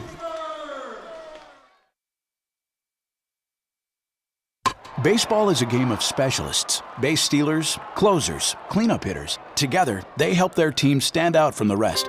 Specialists also help set Chesapeake Employers Insurance apart from other workers' compensation insurance companies. Our health services team includes orthopedic surgeons, nurse case managers, a physical therapist, and more, all to get your employee back to work, contain costs, and keep premiums down. That's teamwork. To learn more, connect with your agent or visit Chesapeake Employers at CEIWC.com. best way to take in a Bay Sox game is with a group outing at Prince George's Stadium. Everything from entertaining clients to birthday parties and even fundraising opportunities for your team, the Bay Sox offer plenty of options for your group at unbeatable rates with plenty of options on suites, seats, and decks around the ballpark. Your group can eat their fill and have an unforgettable time. Find out more and schedule your group outing by calling 301-464-4880 or going to baysox.com. On the Green Incorporated is your lawn care team providing professional organic-based lawn care programs for residential and commercial lawns. Our lawn care programs provide ballpark quality results. Each service is custom tailored with guaranteed results for even the toughest lawns. On the Green also offers outdoor pest control services. Mosquitoes, ants, ticks, and more. Safely and effectively control insects and enjoy the outdoors this summer with On the Green Incorporated. Go to onthegreeninc.com.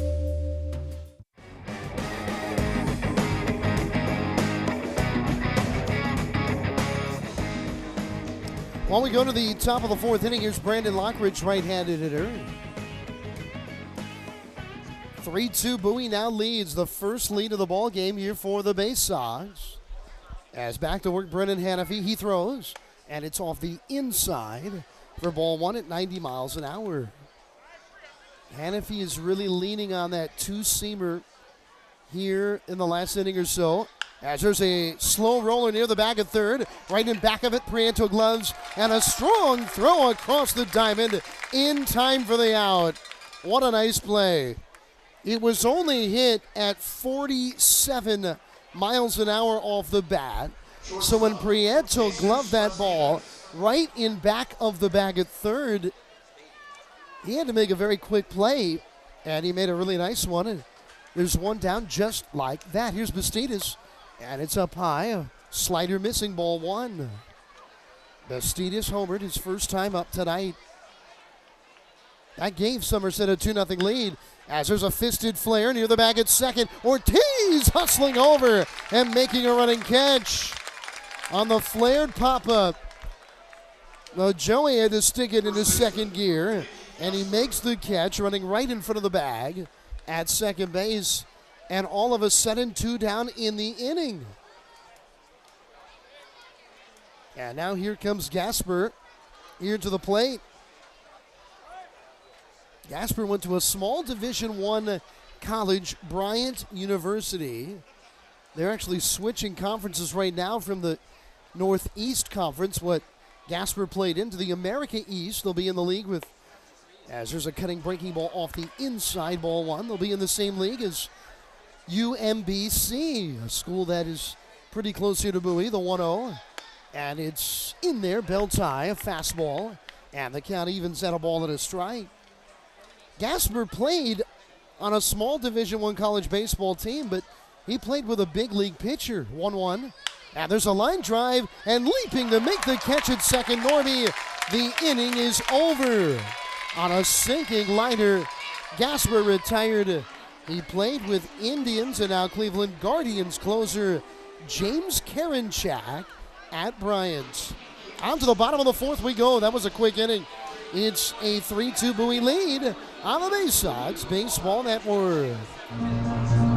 At DCA Imaging Systems, we provide a tenured team of office technology professionals ready to be your trusted advisors. From document creation, output devices, scanning and workflow, to document security and storage, we understand people print, not printers. Give DCA Imaging a call, 301-577-1021, or find out more about how we can help you. DCAimaging.com. DCA Imaging Systems, office technology made easy. Well, as the baseball season winds down, that means we've got to get ready for football. Friday, September 9th, it's the Bay Sox football kickoff night at Prince George's Stadium. Getting ready for the college season and the pro season, the Bay Sox will be giving away a special Adley Rutschman bobblehead. Remember, Adley played college football before he joined the Orioles. It's a free bobblehead for the first 750 fans ages 13 and up. So be sure to join the Bay Sox football kickoff night on Friday, September 9th. Get your tickets at baysox.com.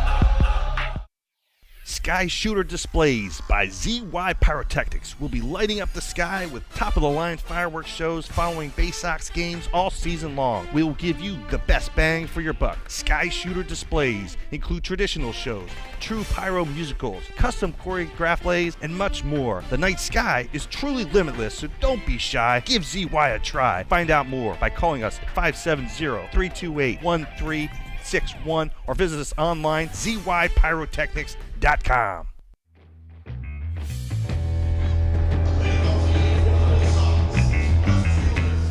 Bottom of the fourth inning we go. The Baysox in this 6-game series have dropped the first 2 games to 1-run affairs.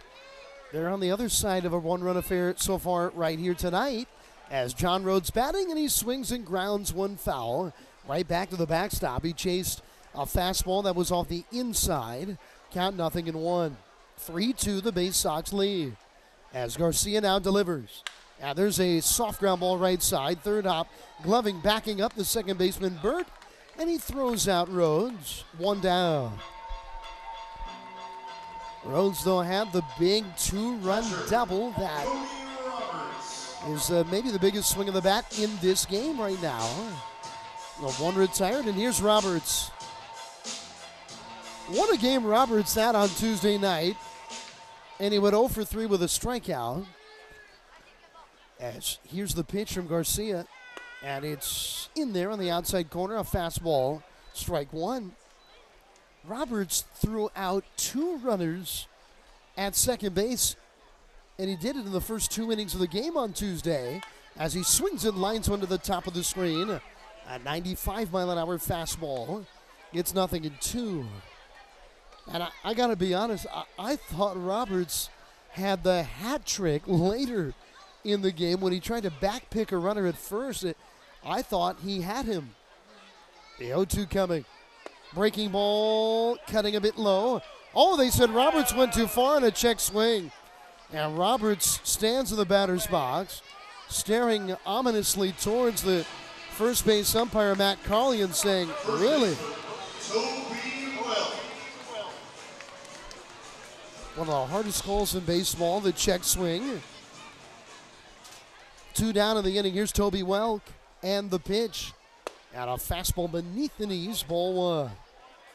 Though Welk has been back now since July 29th. You would love to see him finish strong after an early injury this year as he swings through a fastball that was right near the outside corner. In fact, on the outside corner, and they count 1-1. Welk is 6 for 39 since returning from the injured list. Here's the pitch. And a breaking ball and a 3/4 cut. He was fooled by it. Strike 2. 3-2 Bowie, 2 outs, nobody on, last of the 4th. Welk playing at first base tonight. Garcia into the wind, the righty throws. And it's off the outside this time at 96 miles an hour from the right-hander. Well, once again, Garcia's still got that stuff, 94-96. He delivers. And a breaking ball hit in the air near the line and left. Dunham's got plenty of room, though. He'll come over a bit, and he'll make the catch. And Welk retired. Bowie down in order in the 4th. Brennan Hannafy back to the hill after a 7-pitch top of the 4th. Here for the 5th when we return right after this. It's 3-2 Bowie on the Baysox Baseball Network. Hey, coffee lovers. Know where you'll find the world's freshest cup of coffee? Right here at Royal Farms. Because with our new brewing system, it takes less than a minute to go from selecting the kind of coffee you want to this. The freshest, most flavorful cup of coffee you can buy is at Royal Farms. So try one. It'll be love at first sip. Because it's the freshest coffee in the world. Real fresh, real fast, Royal Farms. If you're working in the Washington, D.C. metropolitan area as a pipe fitter, pipe welder, or HVAC service technician, and you're interested in a better life, a better means to provide for yourself and your family, a way to make sure that you're earning the highest wages and the best benefits in our industry. Visit our website at steamfitters-602.org. That's steamfitters-602.org, and let's talk about what we can do to help change your life. Hey kids, the Baysox Futures Club is the best way to be a fan of the Baysox, and it's completely free for kids ages 3 through 12. Futures Club members get access to special members-only events, discount ticket offers, and free gifts for just signing up. Parents, head over to Baysox.com to sign up your kids, so don't miss out on all the promotions and giveaways at Prince George's Stadium this season and next. The Baysox Futures Club. Sign up now at Baysox.com.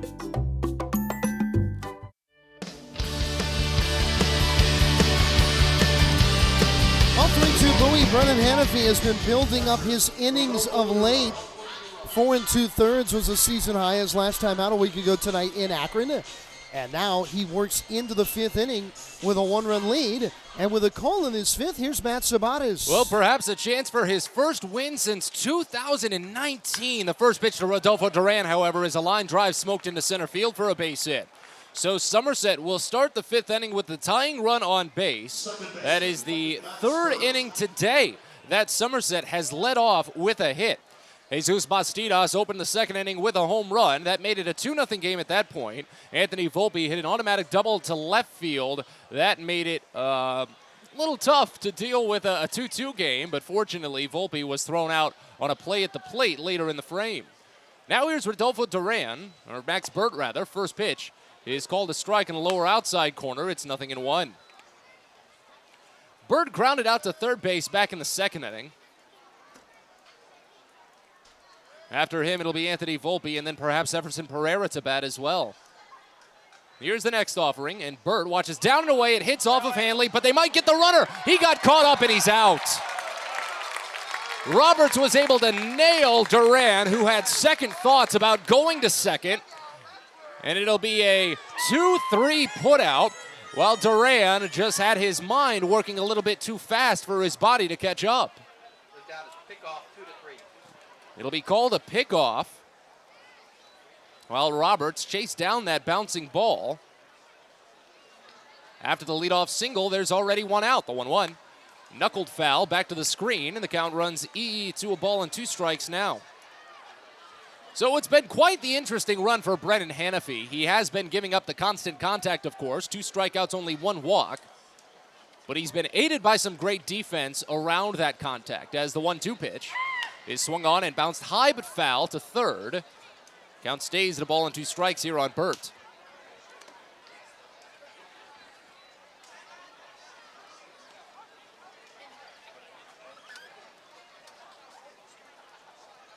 Hannafy shakes off a couple, but with time to spare, he kicks and fires the 1-2. Swung on and ripped hard but foul this time, third base side.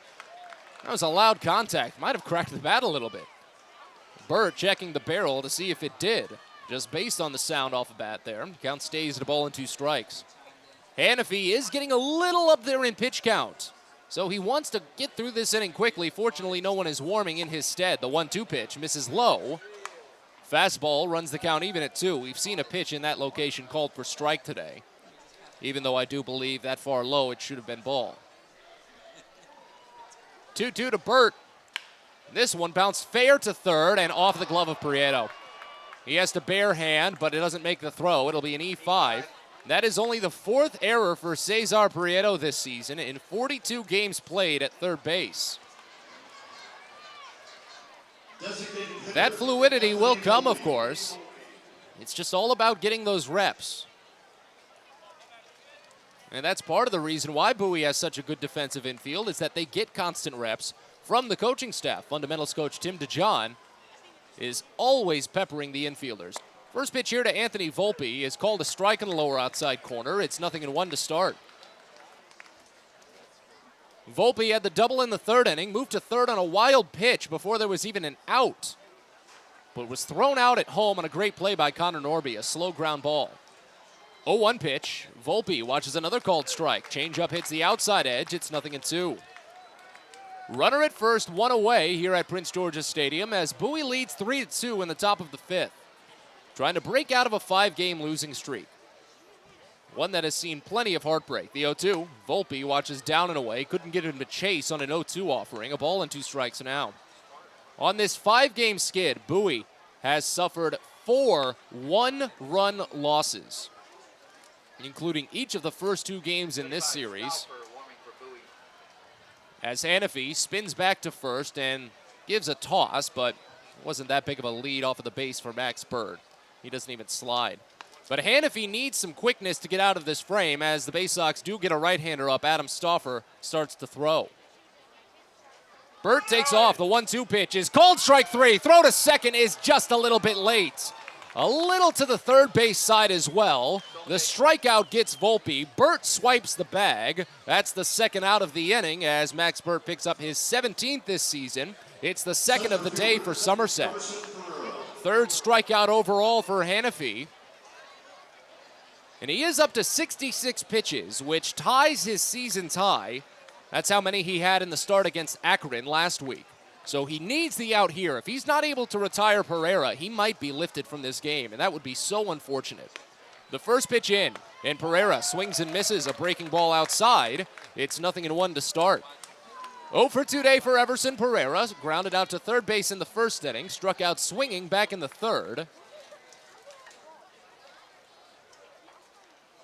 As Hannafy sets and looks back runner at second. The 0-1 pitch. Pereira bounces it to third, but foul. Quickly 0-2. If Hannafy can collect this out, he'd be in line for his first win this season and his first win since 2019. August 24th, 2019. Coming up on 3 years following the 2020 pandemic, of course, and missing 2021 with Tommy John surgery. The 0-2 pitch to Pereira, way outside. High slider, and it's a ball and 2 strikes.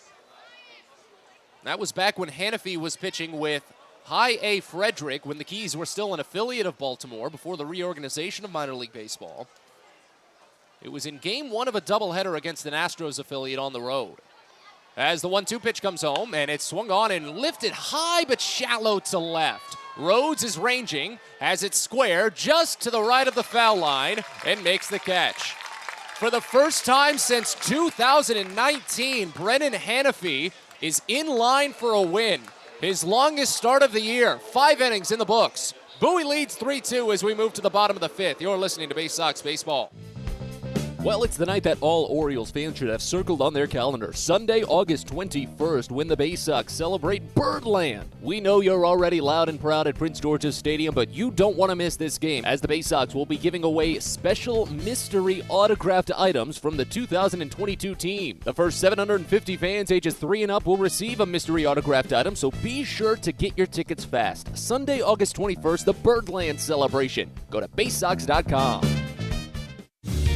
Fielder's Choice Flex Packs with the Bowie Baysox. The best value to see the best games at Prince George's Stadium. You could save up to 30% on your selected seat from day one and enjoy a number of exclusive member benefits, including flexible exchange options, discounts on suite rentals, special access to the Diamond View restaurant, and a free members collectible at your first home game of the year. Get your pack now by calling 301-464-4865 or heading online to Baysox.com. Baseball is a game of specialists. Base stealers, closers, cleanup hitters. Together, they help their team stand out from the rest. Specialists also help set Chesapeake Employers Insurance apart from other workers' compensation insurance companies. Our health services team includes orthopedic surgeons, nurse case managers, a physical therapist, and more, all to get your employee back to work, contain costs, and keep premiums down. That's teamwork. To learn more, connect with your agent or visit Chesapeake Employers at CEIWC.com.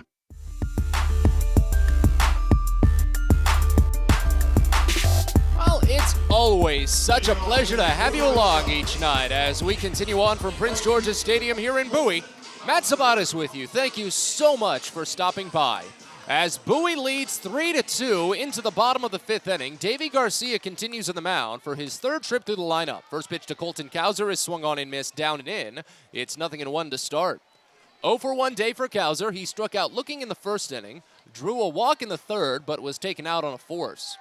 As the 0-1 pitch comes in from Garcia, Cowser watches down and inside. That was the same pitch, but Cowser was able to lay off of it now, and the count evens at a ball and a strike. After Cowser, it'll be Joey Ortiz and then Connor Norby, as the 1-1 pitch is called for a strike. Just a bit under the knees. Slider runs the count to 1-2. Bowie does have that right-hander still warming in the bullpen. Adam Stauffer should come in for the 6th. The 1-2, and Cowser rips it through the gap right side, a base hit. Through the shift, and Cowser has hits in each of his last 4 games now for Bowie. That's the 3rd time today that Bowie has opened an inning with a base runner. Hudson Haskin got hit by a pitch in the 2nd. Cowser himself walked in the 3rd. But those prior 2, neither scored. Bowie needs to make sure they can get that free base runner around. As Joey Ortiz will step in, he scored the go-ahead run in the 3rd inning. The first pitch in here misses down and away. Cowser with a big secondary lead at first base, but he side shuffles back in. You could technically say the leadoff runner in that 3rd inning scored because Ortiz technically replaced Cowser at first base before scoring. Pickoff throw to first, just a bit late, and we'll wait on the 1-0 pitch. Davey Garcia has been quite efficient today, getting into his 5th inning on just 60 pitches. And that includes the Cowser appearance, so 58 pitches through 4. 1-0 pitch. Ortiz watches high breaking ball. It's 2-0. Not necessarily super efficient, but and I've said this before, you got to remember that I'm always looking at some of these pitch counts through the lens of Bowie pitchers. There's only one active pitcher for Bowie right now that has thrown 90 pitches in a start this season, and that's Garrett Stallings. The 2-0 pitch to Ortiz is called a strike in the lower outside corner. It's 2-1. Stallings is one of the few pitchers to finish 6 innings as well. Justin Armbruster tossed 6 innings the other week against Akron, but he still did it in under 90 pitches. 2-1 pitch, and Ortiz watches a pitch called for strike at the knees. 96-mile-an-hour fastball runs it even at 2.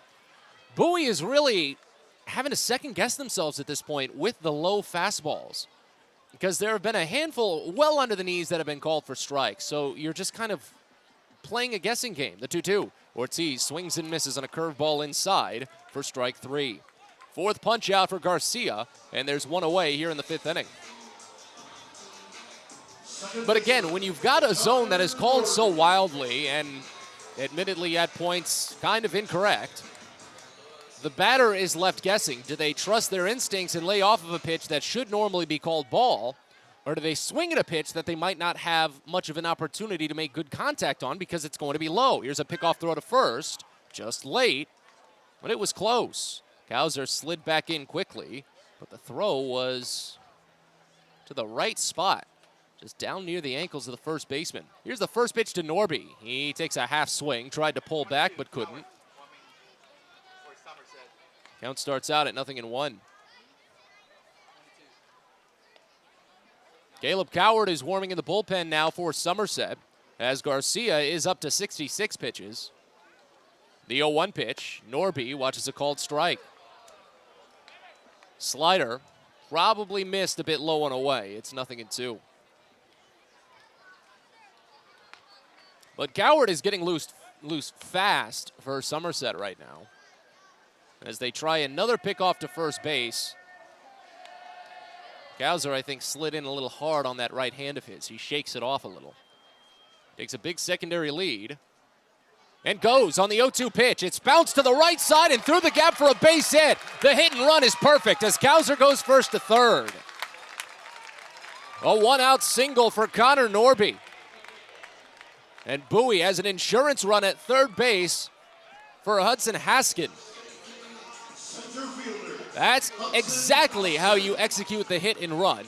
The second baseman is pulled away to cover the bag and try and receive the throw from the catcher.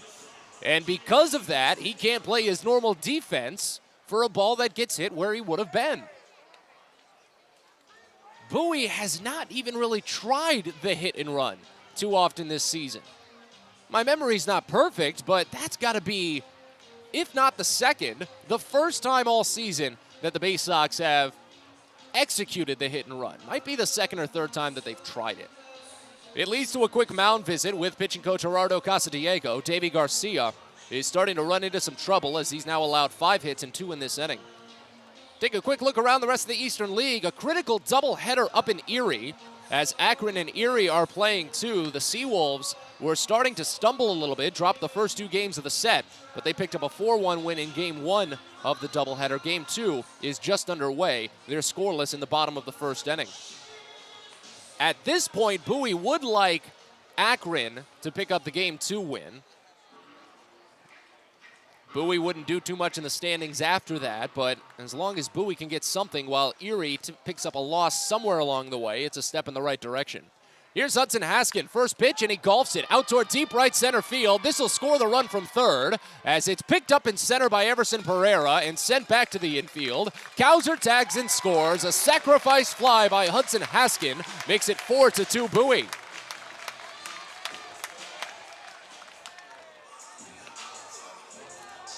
However you have to do it, Haskin is always liable to go on the first pitch, and he's usually pretty liable to hit it into the air on that first pitch too, so great job. Second RBI for Hudson today, 48 on the season, and now here's Cesar Prieto with runner at first and 2 gone. First pitch. Prieto watches down and inside a breaking ball. It's 1-0 to open. Cesar is 1 for 2 on the day, singled and scored back in the second inning.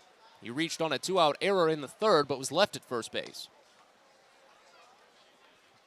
Here's the 1-0. Down and away as Rodolfo Duran had popped up off of the bounce. Count goes to 2-0. Connor Norby does have wheels this season, but Bowie rarely steals with 2 outs.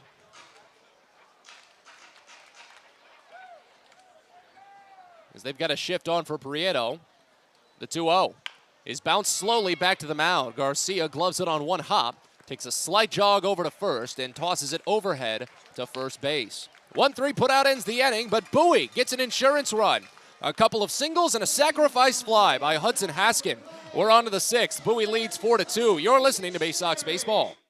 Sky Shooter Displays by ZY Pyrotechnics will be lighting up the sky with top-of-the-line fireworks shows following Baysox games all season long. We will give you the best bang for your buck. Sky Shooter Displays include traditional shows, true pyro musicals, custom choreographed plays, and much more. The night sky is truly limitless, so don't be shy. Give ZY a try. Find out more by calling us at 570-328-1361 or visit us online, zypyrotechnics.com. It's not baseball season without fireworks, and you can always count on the biggest and best at Prince George's Stadium. There's no better way to cap off a fun evening at the ballpark than a spectacular fireworks show. And the Baysox have got you covered this season with 16 different shows to choose from. So get your tickets now at Baysox.com. You've got 4 fireworks shows in August to watch out for. Friday the 19th, Saturday the 20th, Friday the 26th, and Saturday the 27th. Hope to see you there.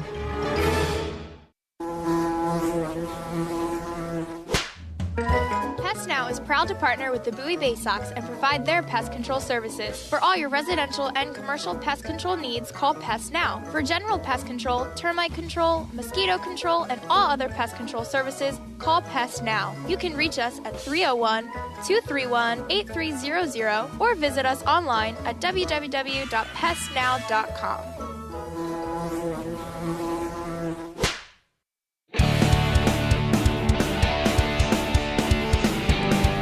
As we move to the 6th inning here at Prince George's Stadium, Bowie sends a new pitcher to the mound. Brennan Hanafy is in line for his first win since 2019. Following 5 innings of 2-run ball, 4 hits, 3 strikeouts, he walked only 1 batter. And as Adam Stauffer takes over on the mound, we hand it off to Adam. Oh, I see what you did there, Matt. I like it. Here's the 3-hole hitter, Elijah Dunham. The Adam connection. That's right. Here's the pitch. At a fastball, 2-tall ball 1, but what a game for Hanafy. He really was getting great movement on that 2-seam fastball. And it was a ground ball festival here at Prince George's Stadium. Bowie has scored the last 4 runs in this game. Here's the 1-0. And this fastball is down low, so he missed up and then down. At 91 miles an hour that time, and the count is 2-0. Stauffer's looking for a bounce-back effort here. He allowed 4 runs, 3 earned, getting a loss in 3 1/3 innings his last time out. 5 days ago in Akron. The wind to the 2-0 to Dunham. And it's down low for ball 3. And Dunham, not a guy you want to walk because he can really, really fly. Stauffer is a long reliever, but because Hanafy's gone 5 innings today, pitch, and there's ball 4. So 4 fastballs, all missing. The Last 3 of them down low. And Dunham is on, the leadoff man aboard to open this 6th inning.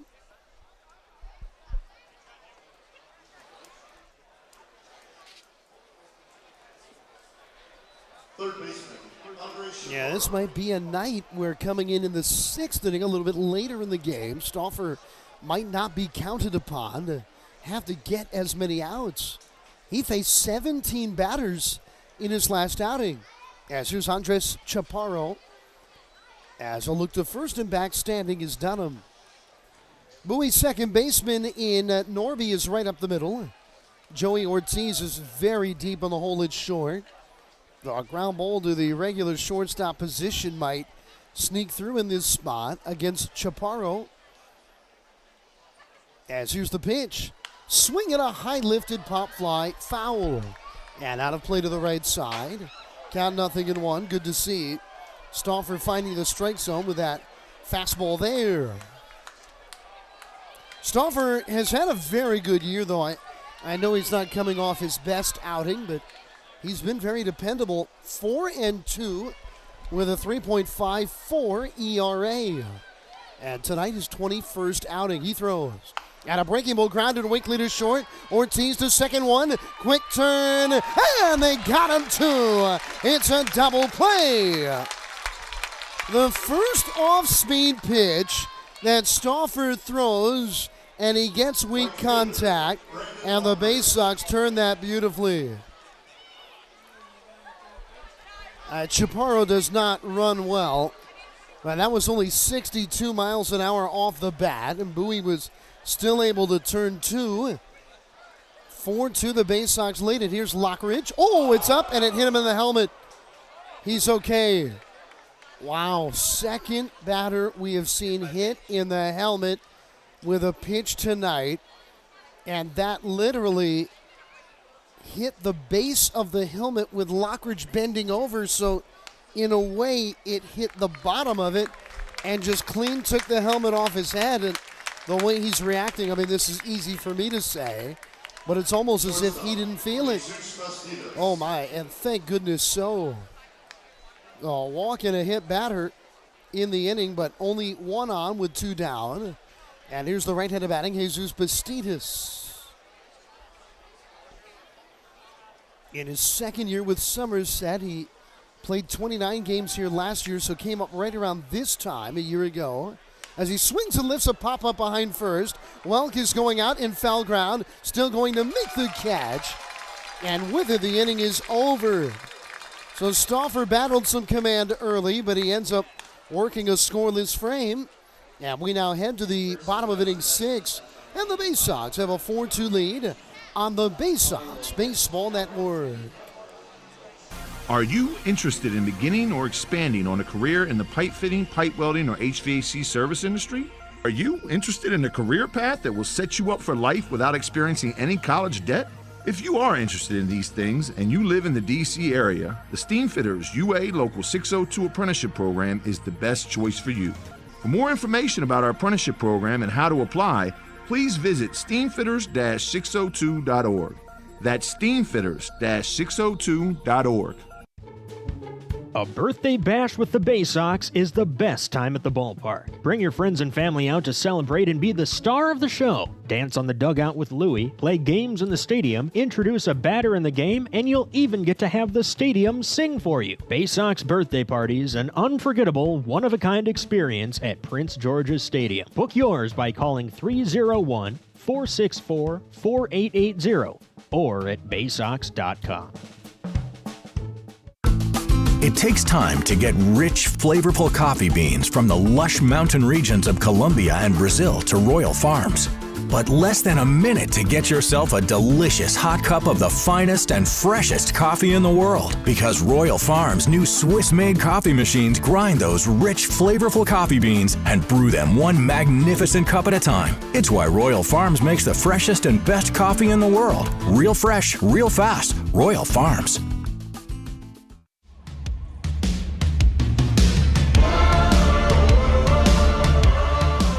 4-2 Bowie leads. We head to the Bottom of the 6th inning. Great to have you with us. My name is Adam Pohl. Here's the pitch. Inside and a hit Mayo. And my goodness, I hope he's all right. He got him on the right underside of the forearm, near the elbow it appears, and it looks like he's going to be okay. Davey Garcia, that was a 94-mile-an-hour fastball that hits Mayo. I'm a little surprised Garcia was back out there. They had activity going late. In the 5th inning, you got Prieto to ground out to end the frame.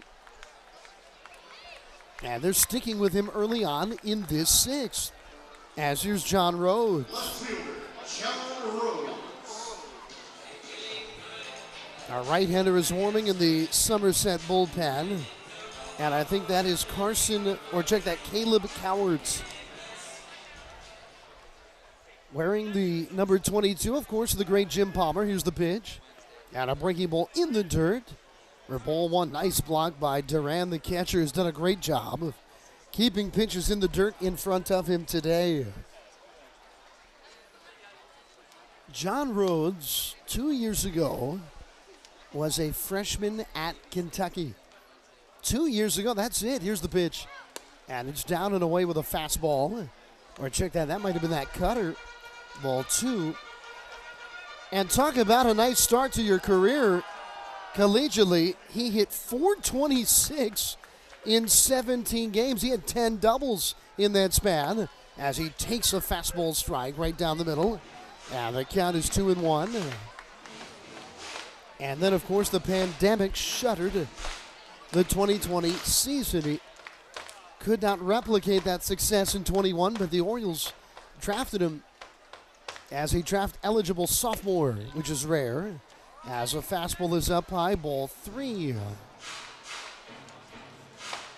Runner at first, nobody is out. 4-2 Bowie leads in this bottom of the 6th inning. Rhodes maybe the biggest hit of the game for the Baysox tonight. 3-1 coming. Breaking ball, big cut, and a tapper foul right behind the plate. It would have been a called strike. It was right down the middle, but in the bottom of the zone. Rhodes got his arms extended.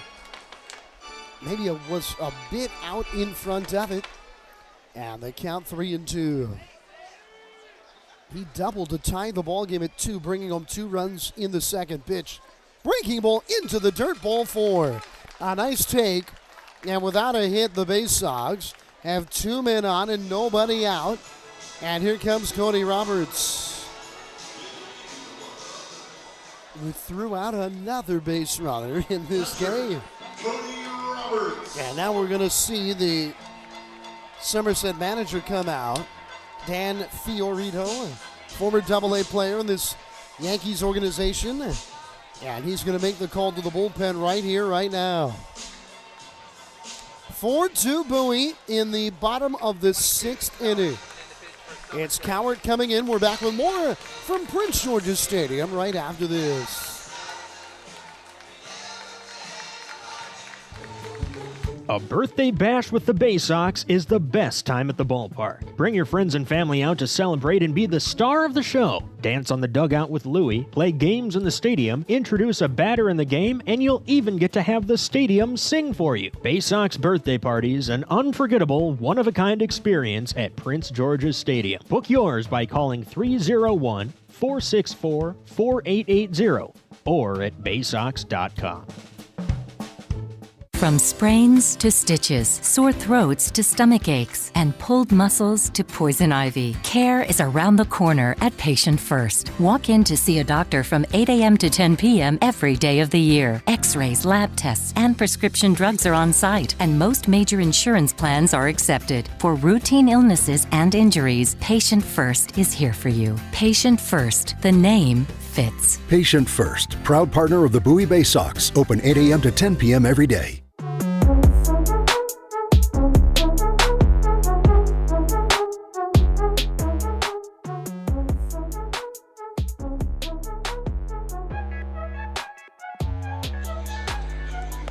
So the new pitcher is the right-hander entering here. And Caleb Cowards, minor league free agent signee just this year of the Yankees. Cowart is on. And Bowie's got a chance to open it up a bit here. The Baysox have 2 men on and nobody out as Cowart takes the hill.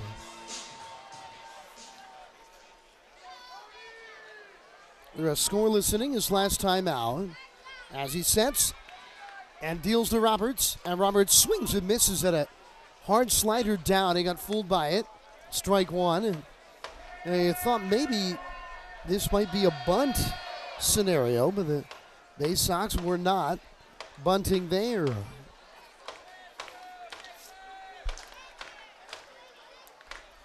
The next one, and a ground ball foul. He threw him another slider. This one hung over the middle of the plate, but it was grounded outside of third. Cowart is making only his 8th outing here with Somerset this year. He's allowed 5 runs on only 4 hits in 7 innings. But the number that stands out is that he has walked 8 batters. Baysox, a very patient hitting team, the 0-2. And another slider, this time missing down and away. Tried to coax a chase there.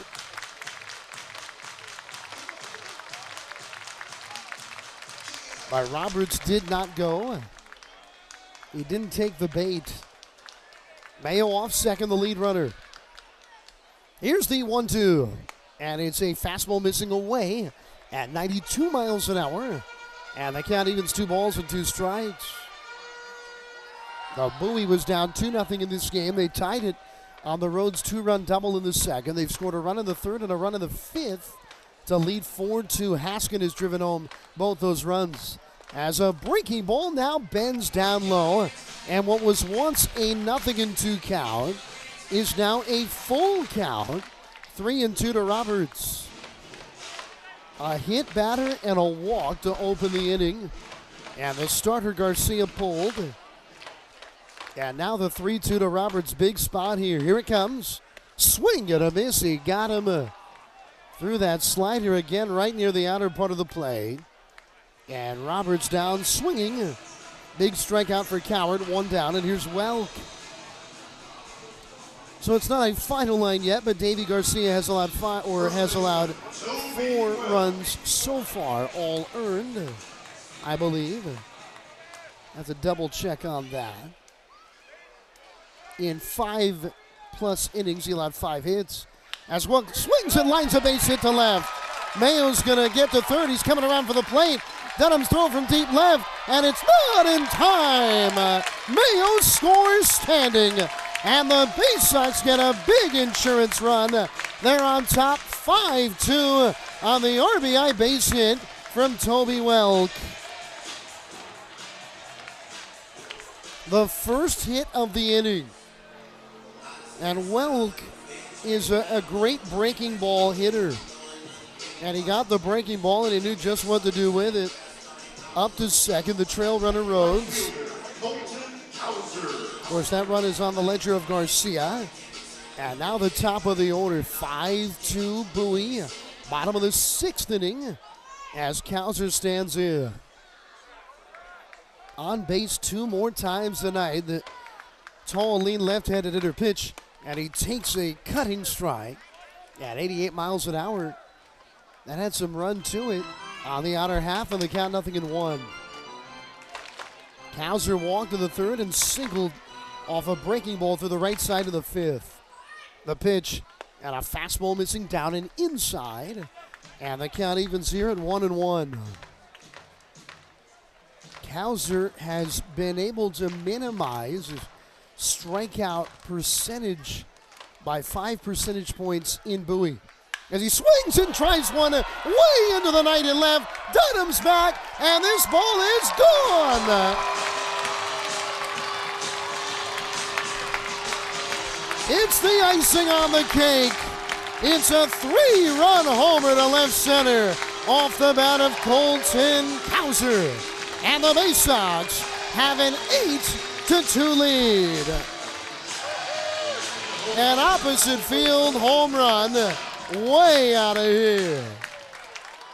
And all of a sudden, the Baysox, on a beautiful Thursday night, they have run and hid here from Somerset. A 4-run sixth. And still only one out. Here's Ortiz and the pitch. And it's off the outside. Ball one. He's hit for so much more power in Bowie than in Aberdeen. Cesar there, his 9th home run in 40 games of the Baysox. As here's the 1-0. And there's a fisted foul on a line back to the screen. Count 1-1. Cesar, he's striking out 23% of the time. In Bowie, it was 28% in Aberdeen. Here's the pitch, and it's down and away. A breaking ball in the count 2-1. So that's something. He's walking more. He's hitting for more power. He's striking out less. Everything is smelling like roses for Colton Cesar right now in Bowie. What he is doing at the AA level is prolific. As there's a breaking ball off the outside, and the count is 2-1. You look like at what some guys have done over the years at Prince George's Stadium at this level in their first year in the Eastern League. 3-1, off the outside, ball 4. You might think of a few names, guys like Matt Wieters in 2008, Trey Mancini in 2015. Cesar 3 more times aboard in a 3-run homer. And all of a sudden, Coward might be a bit gun-shy here. As here's Connor Norby.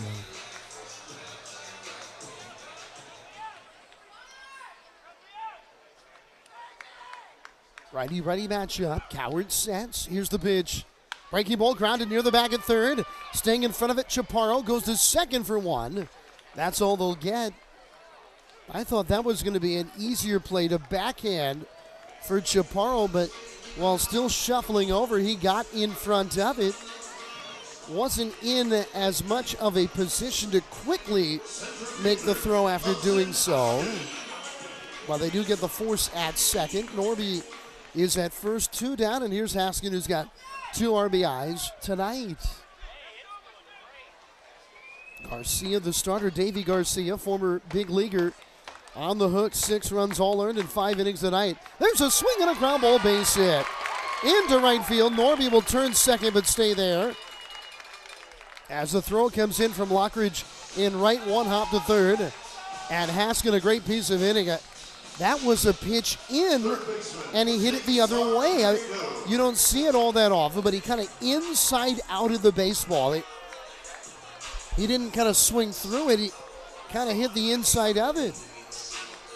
And with them playing him to pull, the right side was wide open.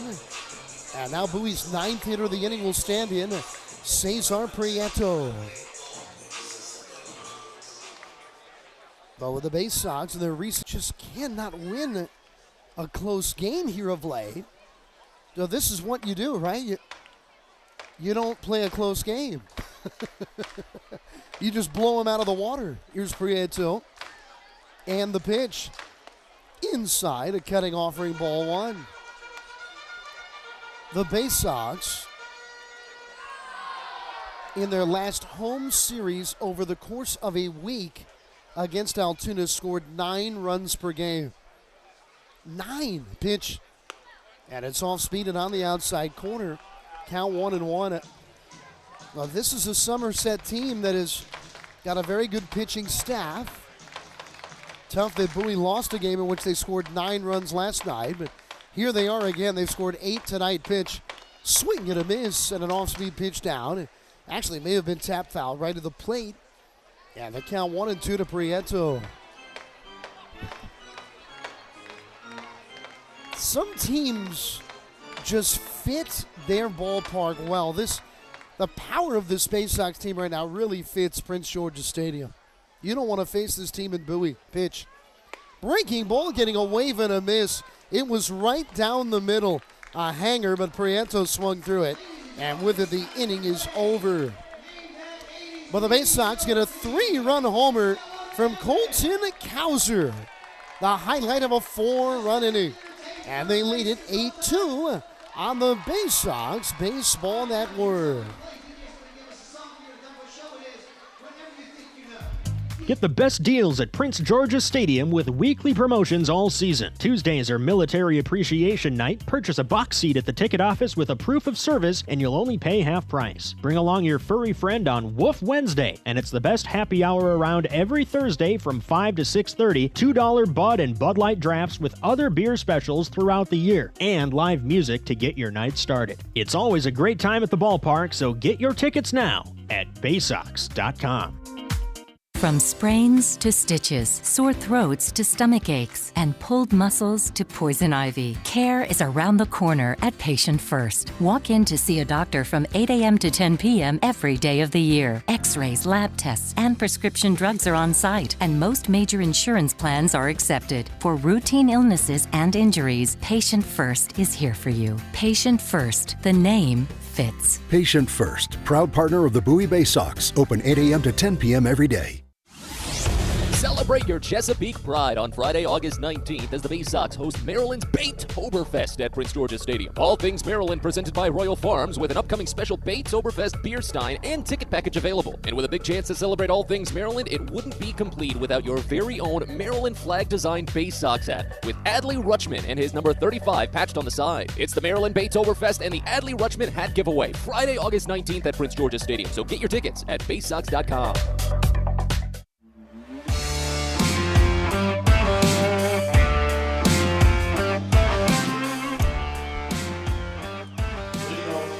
It's an 8-2 Bowie lead as we head to the top of the 7th inning. Bottom of the Somerset lineup here. Gasper, Duran, and Burt. Gasper's a switch hitter, so he's in for the left side against the righty Stauffer, who throws. And he misses up high with what looked like a changeup. And they count 1 ball and no strikes. Something that Matt Sabates spoke of early in the game, standing out right now is there's a fastball missing away, ball 2. Now, I'm knocking on my forehead. Knock on some wood if you got some, but if the Baysox hang on to this 6-run lead, the winning pitcher would be Brennan Hannafy. As here's the pitch. Swing and a miss through a fastball, and the count is 2-1. And for Hannafy, it would be his first win in 3 years, due to the pandemic and then due to injury. Down 2-1, the next one. And a breaking ball strike on the inside. Good curveball, and it's 2-2. Hannafy did not, after the 2019 season with High A. Frederick at that time, he, of course, didn't pitch in 2020. The next one. And a breaking ball in the dirt, ball 3. And then I believe Hannafy was injured in spring training, but nevertheless, it was in the lead up to the 2021 season. So he didn't pitch in 20 or 21. And today's his first outing of 5 innings or more in 22. Pitch. And a high fastball line back to the screen. A 92-mile-an-hour heater at the top of the zone. And Gasper fought it off. Now this is one of those great stepping stones for a pitcher like Hannafy in his 6th Double-A star, as time called at the plate. Worked 4 2/3 innings his last time out. Worked no more than 3 innings in his first 3 outings. But he throws 5 innings today. Here's the pitch. Swing and a miss. They got him with a fastball at the top of the zone on the outside part of the plate. And Gasper could not catch up to the heat. First strikeout for Stauffer. 1 retired. And here is Rodolfo Duran. Now in his first season in the Yankee system, he was actually in this league last year, but he was in Double-A Reading. He came up to the Phillies organization as he takes that big curveball off the inside. Count 1-0. Duran hit 193 in 31 games last year with the Fightin' Phils. As now the 1-0. Swing and a miss and a fastball up high. The heater up and in, and the count is now 1-1. Reading is the team that has the longest affiliation in this Eastern League. They have been the Phillies affiliate since 1967. The Beatles were making albums when the Reading Phillies began. As here's a high lifted fly near the line and right. Long run over Cowser into foul ground. And he runs out of room. It lands on the berm in back of the Baysox bullpen area. And the count 1-2. Now the Binghamton Mets, now Rumble Ponies, have been the Mets affiliate since 1992. But I think the Baysox are next in that order. The Orioles AA affiliate since 1993. Pitch and a breaking ball bending down and away. Count 2-2. This should have been the 30th season of Baysox baseball as the Orioles AA affiliate. Of course, because of the pandemic, it is the 29th season. As here's the pitch. And a breaking ball very low in the dirt, ball 3. So next year, we will have both the 30th season and the 30th anniversary of Bowie Baysox baseball. 3-2 the count to Duran. Stauffer into the wind. The big fella throws. Up and in. A fastball. He lost him. Ball 4. And you never like to walk a guy, but especially when you got a 6-run lead. Yeah, now 1-on-1 down. Here's Max Bird getting his first start of this series. Max Bird is a guy that if you saw him when he was 14 years old and they told you he'd be a professional athlete, you probably would have chuckled. He stood at 5'4" and 120 pounds. Here's the pitch. Swing and a miss to a fastball. Strike 1. I guess he could have been a horse jockey.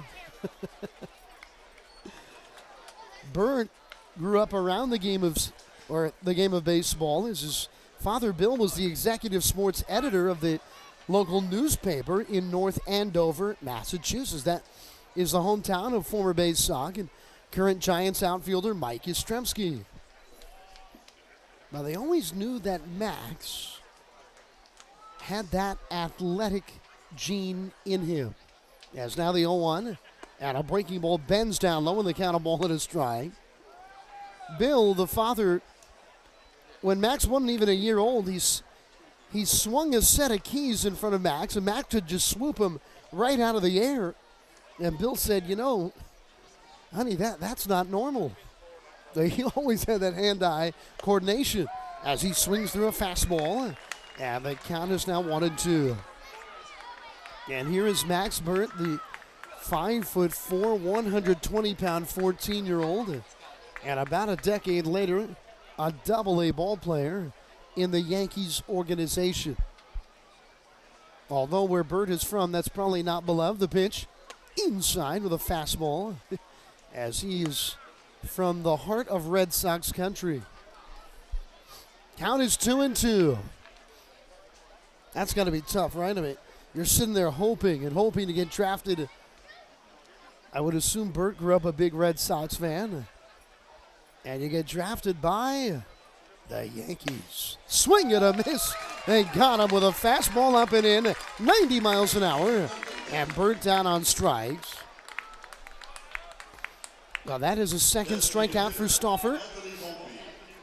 And now back to the top of the order. Here is Anthony Volpe.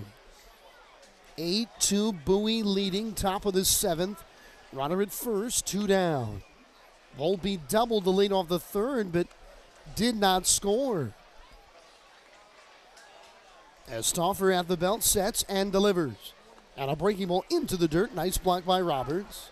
Duran, the catcher, is the runner at first. He stays put. And the count 1-0. Volpe was at third with nobody out after a wild pitch. But with 1 down, Dunham hit a ground ball with the infield in. Volpe was running with contact. He's got great speed. Well, the ground ball was right to Norby at second, and he threw him out by a ways. That was a big play in the game. Pitch and a fastball up high. Count is 2-0 now. It was a 2-2 ball game when Volpe was thrown out of the plate. But the Baysox trailed 2-0 in the game. They've scored 8 consecutive runs. As Stauffer's ready, and he delivers. Swing and a miss through a fastball. Throw behind the runner at first, and it's off the glove of Welk, and it caroms into foul ground. And the runner in Duran is going to get into second, and the error is going to be on Roberts. Throw sailed on him a bit. That's still one I think Welk wishes he was able to bring in.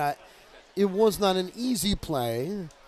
It was to his glove hand side, well up and away from his body, but he just could not reel it in. Count 2-1 to Volpe, and here's the pitch. Breaking ball, just did miss. That looked like a strike. It was right down the middle at the bottom of the strike zone, but they didn't get the call.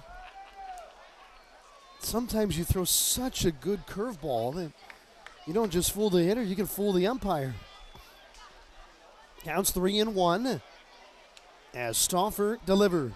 And a fastball up high, ball 4. Well, it's been a walker at strikeout in this inning. Second walk issued. Stauffer has struck out 2 as well. And here's Everson Pereira. Right-handed hitter, 0 for 3 tonight. 3 for 11 in the series. He homered twice last night. And now the Baysox pitching coach here in Josh Conway is going to come out to talk things over here. Well, once again, Bowie entered today a game and a half behind Erie, with Erie playing a doubleheader here this evening. And Erie had a 4-1 lead in game 1. Did they lose that lead? They are currently playing game 2. I'm going to double check. Akron, the team they're playing, 5 games behind Erie coming into tonight's play.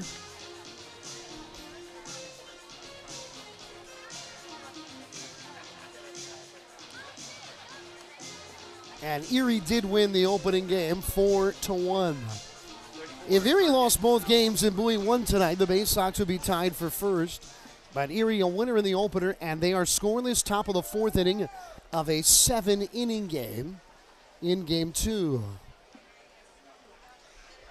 Stauffer will go to work against Pereira. And here's the pitch. Swing and a miss. Off-speed pitch right over the heart of the plate. And Pereira was out in front on a beautiful changeup. That pitch is a great weapon for Stauffer. His fastball, once again, is in the low 90s. He deals. Fastball tied him up. It was at the top of the strike zone. It's 0-2 as Pereira took a 3/4 cut. Somerset needs some magic, down 8-2 here in the 7th. 2 on, 2 down. Stauffer looks to second and comes home. And a breaking ball bends down low. They appeal in a check swing, but he did not go. And they count 1 ball and 2 strikes. Last night, home runs 2 and 3 as a AA ball player. And the young career of Pereira here in Somerset. This tonight only his 15th AA game. Here's the pitch. Change up, getting a wave and a miss, strike 3. Stauffer threw a different pitch with almost every offering there to Pereira. He strikes out the side. 2 stranded, the inning over. It's stretch time in Bowie. The Baysox in the driver's seat tonight. Bottom of the 7th upcoming. It's 8-2 Bowie on the Baysox Baseball Network. Baseball is a game of specialists. Base stealers, closers, cleanup hitters. Together, they help their team stand out from the rest. Specialists also help set Chesapeake Employers Insurance apart from other workers' compensation insurance companies. Our health services team includes orthopedic surgeons, nurse case managers, a physical therapist, and more, all to get your employee back to work, contain costs, and keep premiums down. That's teamwork. To learn more, connect with your agent or visit Chesapeake Employers at CEIWC.com. Get your gear and memorabilia from your favorite Baysox players and future stars of the Baltimore Orioles at the Tackle Box Team Store. Jerseys, hats, autographed bats and balls, all at great prices. Located right at the main gate at Prince George's Stadium and online at BaysoxShop.com, the Tackle Box is the only place to get the best Baysox gear for you and your favorite fan. It's the Tackle Box at Prince George's Stadium and at BaysoxShop.com. On the Green Incorporated is your lawn care team, providing professional organic-based lawn care programs for residential and commercial lawns. Our lawn care programs provide ballpark quality results. Each service is custom tailored with guaranteed results for even the toughest lawns. On the Green also offers outdoor pest control services. Mosquitoes, ants, ticks, and more. Safely and effectively control insects and enjoy the outdoors this summer with On the Green Incorporated. Go to onthegreeninc.com.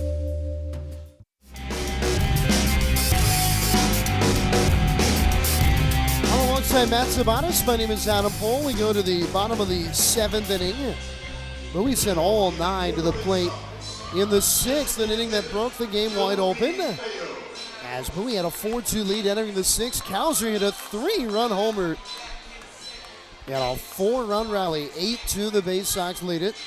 And now the third Somerset pitcher of the night, the right-hander Barrett Lowski is in. Lowski making his 32nd outing of the year, and he gets ahead with a strike. At 89 miles an hour over the heart of the plate, nothing in 1. He's 7-2 with a 3.02 ERA, so he's really had an outstanding year as he throws, and it's just off the outside. A fastball in the count 1-1. There's one thing about Lowski that is very unusual in pitching, or to see for a pitcher. 1-1 coming. Breaking ball, big swing, and a tapper foul right at the plate. And the count 1-2. Lowski wears the number 4. Now, of course, if he makes it up to the Yankees, you basically can't wear a single number at all. They've retired them all. But Lowski wears number 4 here in Somerset. You don't see a pitcher with a single number that often, as a fastball in there, strike 3 at the knees. Mayo thought it was down, but it looked like it was in there. And there's one retired. And here's John Rhodes. I have a theory, okay? When I was a kid, growing up in this area, not a surprise, the battle on every Little League team was to wear the number 8, of course, of the Oriole great Cal Ripken, who was in the prime of his career. As there's a cold strike on the outer half.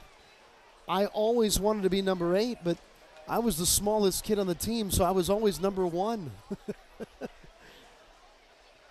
Lowski is not a big pitcher. Now he's listed at 6 foot tall. Pitch, swing and a miss through a fastball. Count 0-2, but if he wasn't a big fella growing up, he might have had to wear a single-digit jersey for the majority of his young career. And when you're this good to get to Double-A baseball, you don't want to change it. The 0-2 coming.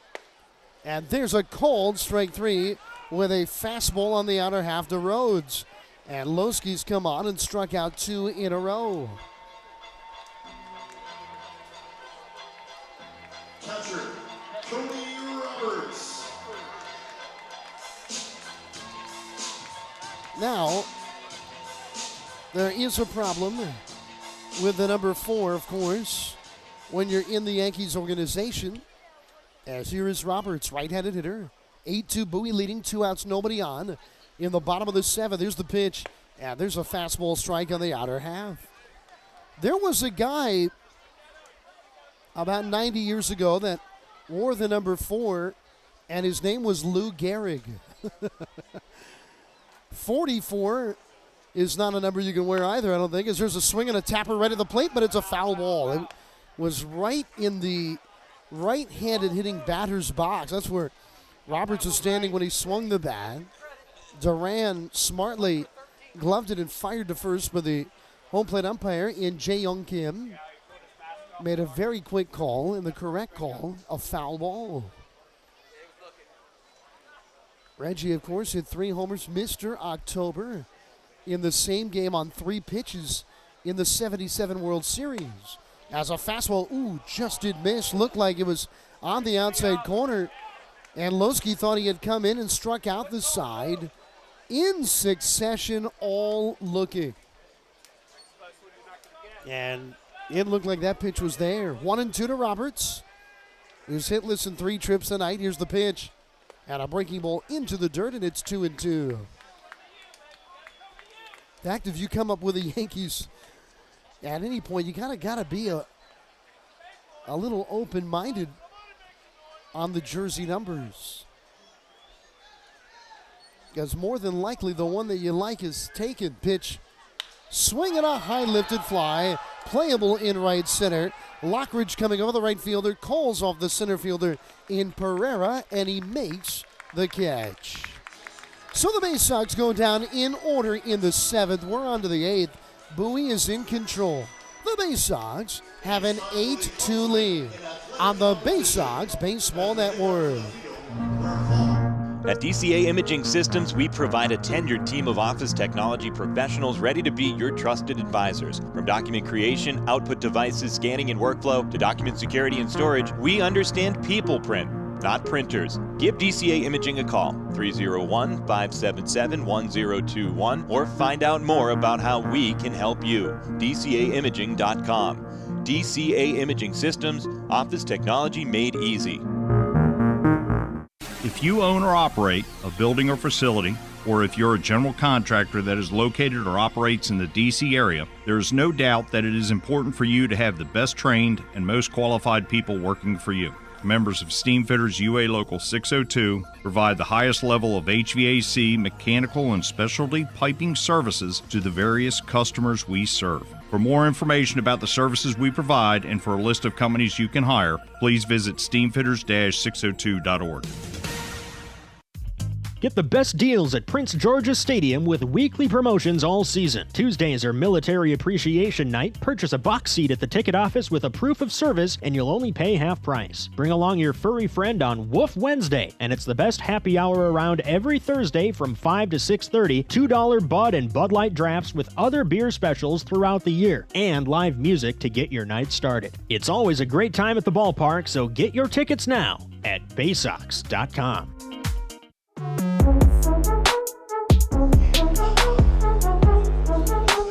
Well, the Baysox have scored 8 unanswered runs in this game. They lead 8-2.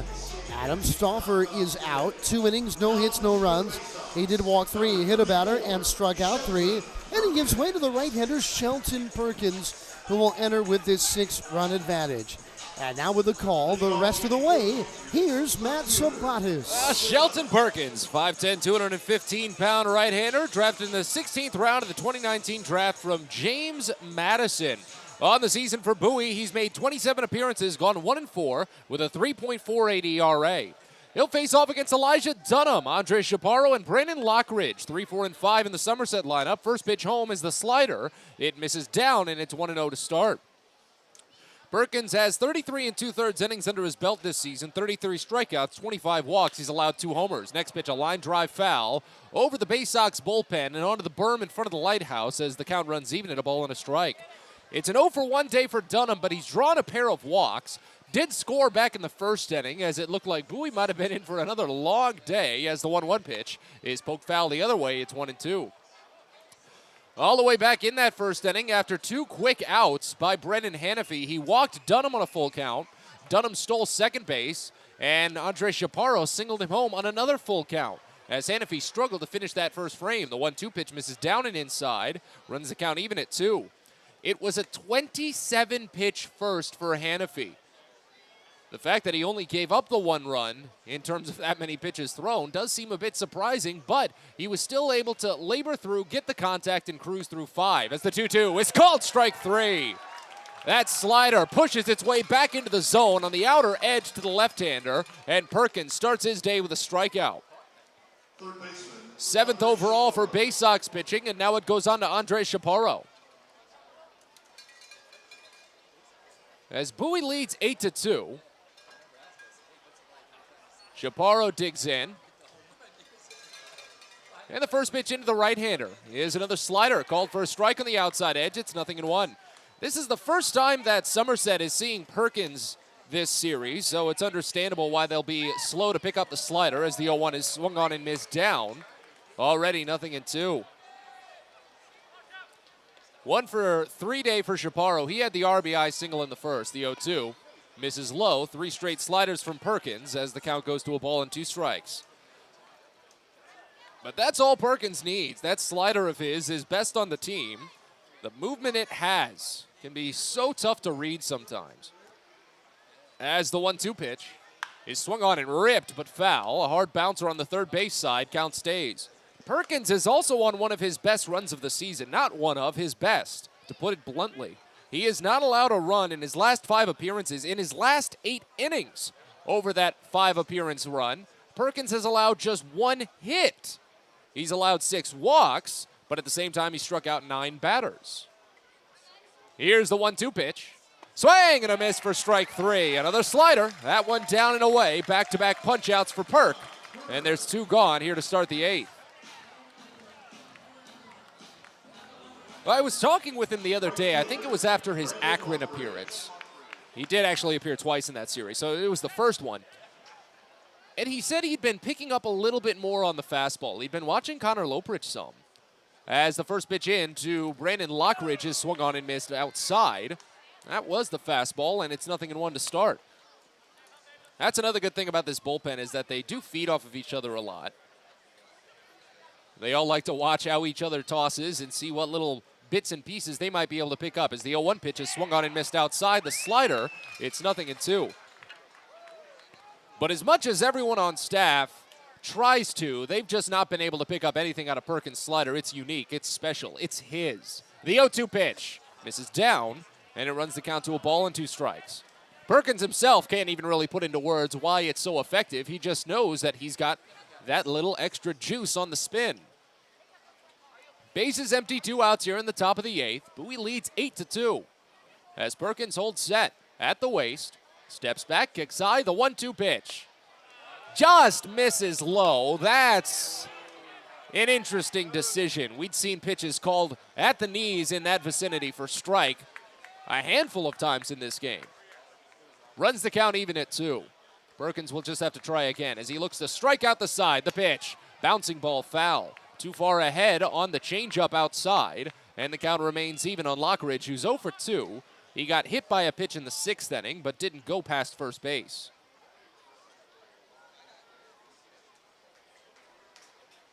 As Lockridge steps back in, a mildly open stance up toward third. Another 2-2 from Perkins. Swinging a line drive out toward left field. It's down for a base hit. Outfield was playing relatively deep, and Lockridge is able to break out of a 2-game hitless skid. He was 0 for his last 11. And now he's on board with 2 outs here in the 8th inning for Jesus Bastidas, who had Somerset's last run. A leadoff home run, the 2nd pitch of the 2nd inning. He served out toward deep left field. Made it 2-0 at that point, but Bowie has scored 8 consecutive. First pitch in, and Bastidas bounces it foul to third. Slider low to open from Perkins, and it's 0-1.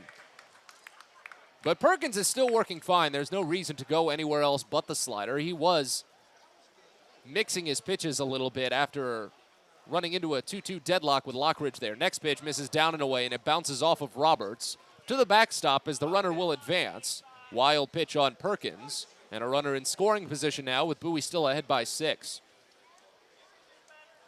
That's the deal with the devil you make when it comes to having a phenomenal slider like that, is sometimes you will get saddled with the occasional wild pitch. But overall, it's still been very tight for Perkins while just nicking the outside edge of the zone while still missing the swings. 1-1. Swing and a miss. Just as I said, the slider outside. Runs the count to a ball and 2 strikes now. Bastidas 1 for 3 overall aside from his home run. He popped out to first in foul territory his last time up. Runner at second, 2 away here in the 8th. Perkins looks for his 3rd punch out. 1-2. Bounced foul again, third base side. Count remains. is getting up there just a little bit in terms of a lengthy inning. Perkins normally doesn't go too far past the low to mid-20s in terms of his pitches thrown.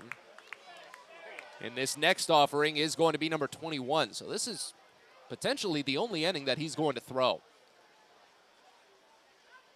Another 1-2 to Bastidas. Check swing, called strike 3. The slider is at its best today. Perkins strikes out the side in the 8th.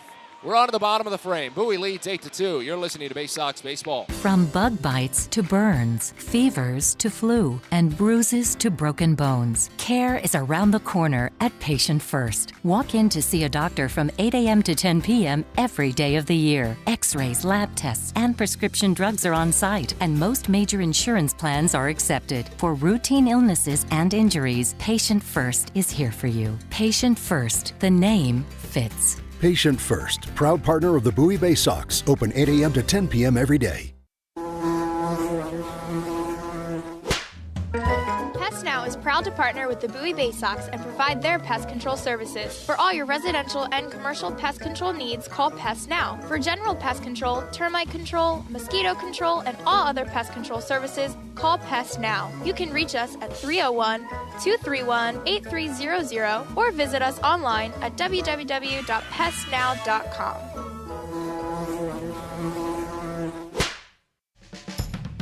The best way to take in a Baysox game is with a group outing at Prince George's Stadium. Everything from entertaining clients to birthday parties and even fundraising opportunities for your team, the Baysox offer plenty of options for your group at unbeatable rates with plenty of options on suites, seats, and decks around the ballpark. Your group can eat their fill and have an unforgettable time. Find out more and schedule your group outing by calling 301-464-4880 or going to Baysox.com.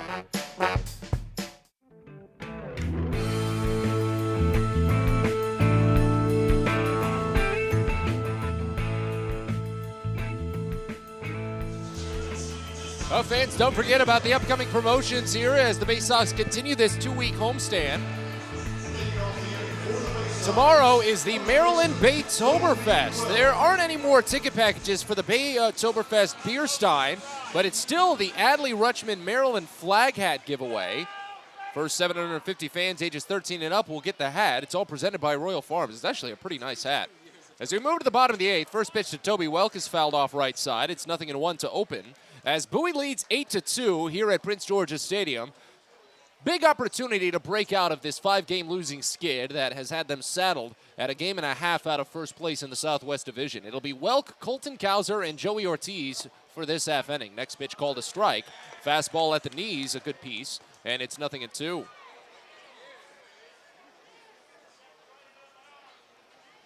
Welk on a 1-for-3 day, RBI single in the 6th inning. That kicked off a 4-run frame for Bowie that really put this game in their favor. The 0-2 pitch. He swings and misses, however, at a high fastball to go down on 3 pitches.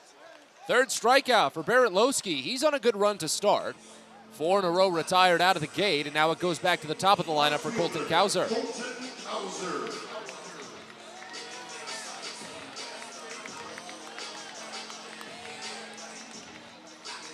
Cowser doing pretty good in his temporary home leading off the lineup.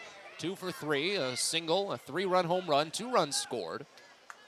First pitch home, and he watches up and away as the count opens up at 1-0. Lowski, 31 appearances out of the pen, a 7-2 record this season. Somerset has really utilized multi-inning relievers this year as the 1-0 pitch is called a strike right down Broadway. It's 1-1. As Lowski has 47 2/3 innings and 31 appearances. Steven Jennings, who's right below him, 55 innings and 37 appearances. Here's the 1-1. Bounces in, and it's picked up by Cowser as it hits off of the catcher and just kind of hovers in front of his waist. Cowser just grabs it in the air, and the count goes to 2-1. But you look down the numbers for Somerset and just their overall bullpen guys. Caleb Cowart is really the only one that goes individual innings in each appearance. As the next pitch to Cowser misses just a bit outside, and the count runs to 3 balls and a strike. Bases empty, 1 away. They've got a shift on for Cowser again. The 3-1 is fouled off of his ribs. Took one bounce into his chest, but he's fine. He hovers in the batter's box while the catcher goes to pick up that foul ball. Counts full.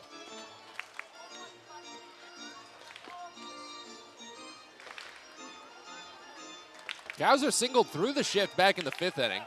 He hasn't been pulling at a massive rate this season. He sprayed the ball relatively well, but they do have a pretty large shift on for him. Even though the shift is banned, the third baseman is still playing in a regular shortstop role as the next pitch is fouled off left side out of play. Count stays full. Hey, you've got second base playing on the outfield grass, ankles up against the grass. I feel like that's a rule that's almost been slightly overlooked now that they full-on banned the shift, is that infielders still can't be on the outfield grass. They have to be on the infield third. The shortstop is playing pretty much directly above second, and Andres Chaparro is playing near the shortstop position. 3-2 to Cowser is called strike 3.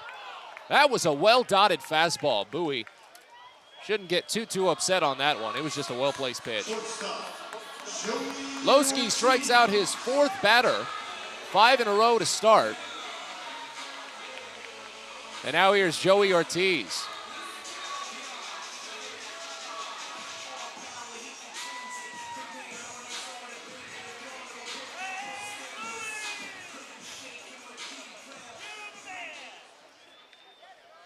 Ortiz on an 0 for 3 day, but he does have a walk and a run scored. First pitch in, and he pops it up foul behind home plate.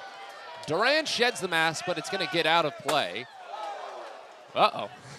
And almost hit Ken Qualls, director of minor league operations, just in the back row of the lower bowl there. He had to duck out of the way. Go check in on Kent after the game. So it's 0-1 to start here on Ortiz.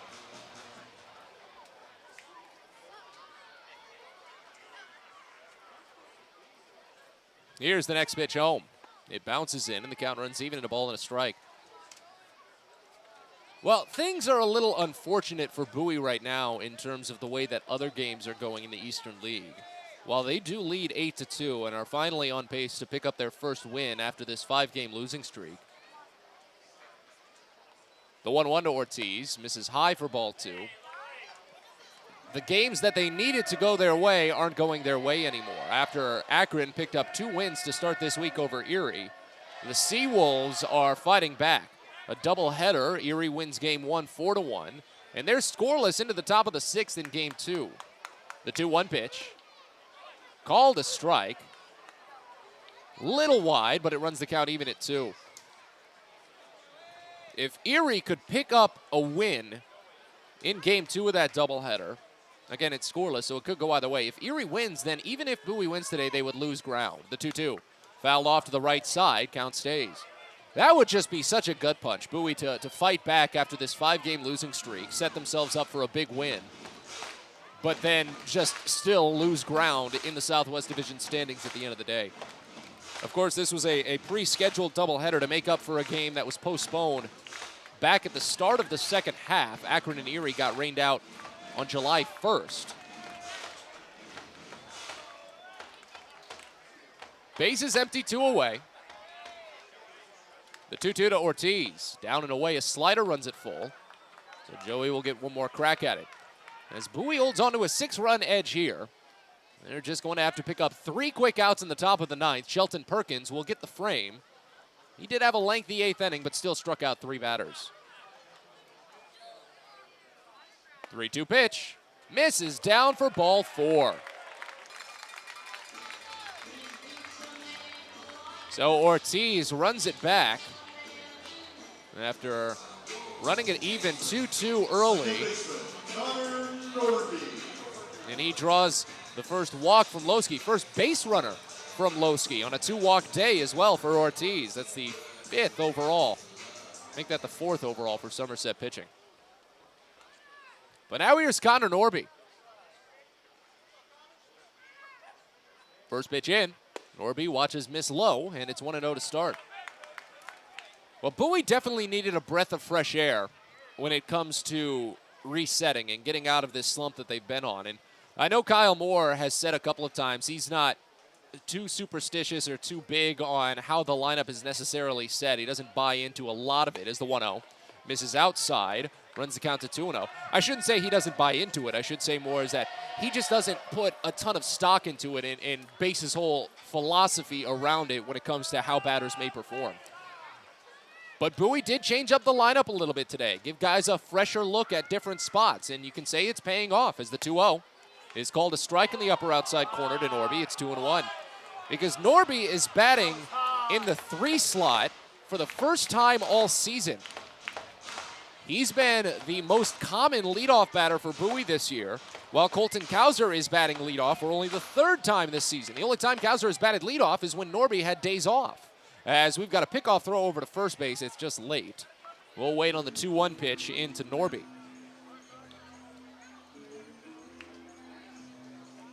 Meanwhile, with Ortiz batting second, this is only the 10th game that he's batted second all season, and he's turned it into 2 walks with a run scored. Short lead off of first for Ortiz, a 2-1 count on Norby. The pitch misses inside, just under the elbow, and it's 3 balls and a strike. Again, Bowie leads 8-2, so really, no matter what happens, they're just going to make Lowski wear whatever could come across, because there are 2 outs. The 3-1 is hammered deep out to right field. Lockridge is running back. He's out of room. There it goes. Connor Norby says goodbye. His 9th home run of the season is a 2-run blast in the 8th, and Bowie leads 10-2. 102 miles an hour, 412 feet away from home plate.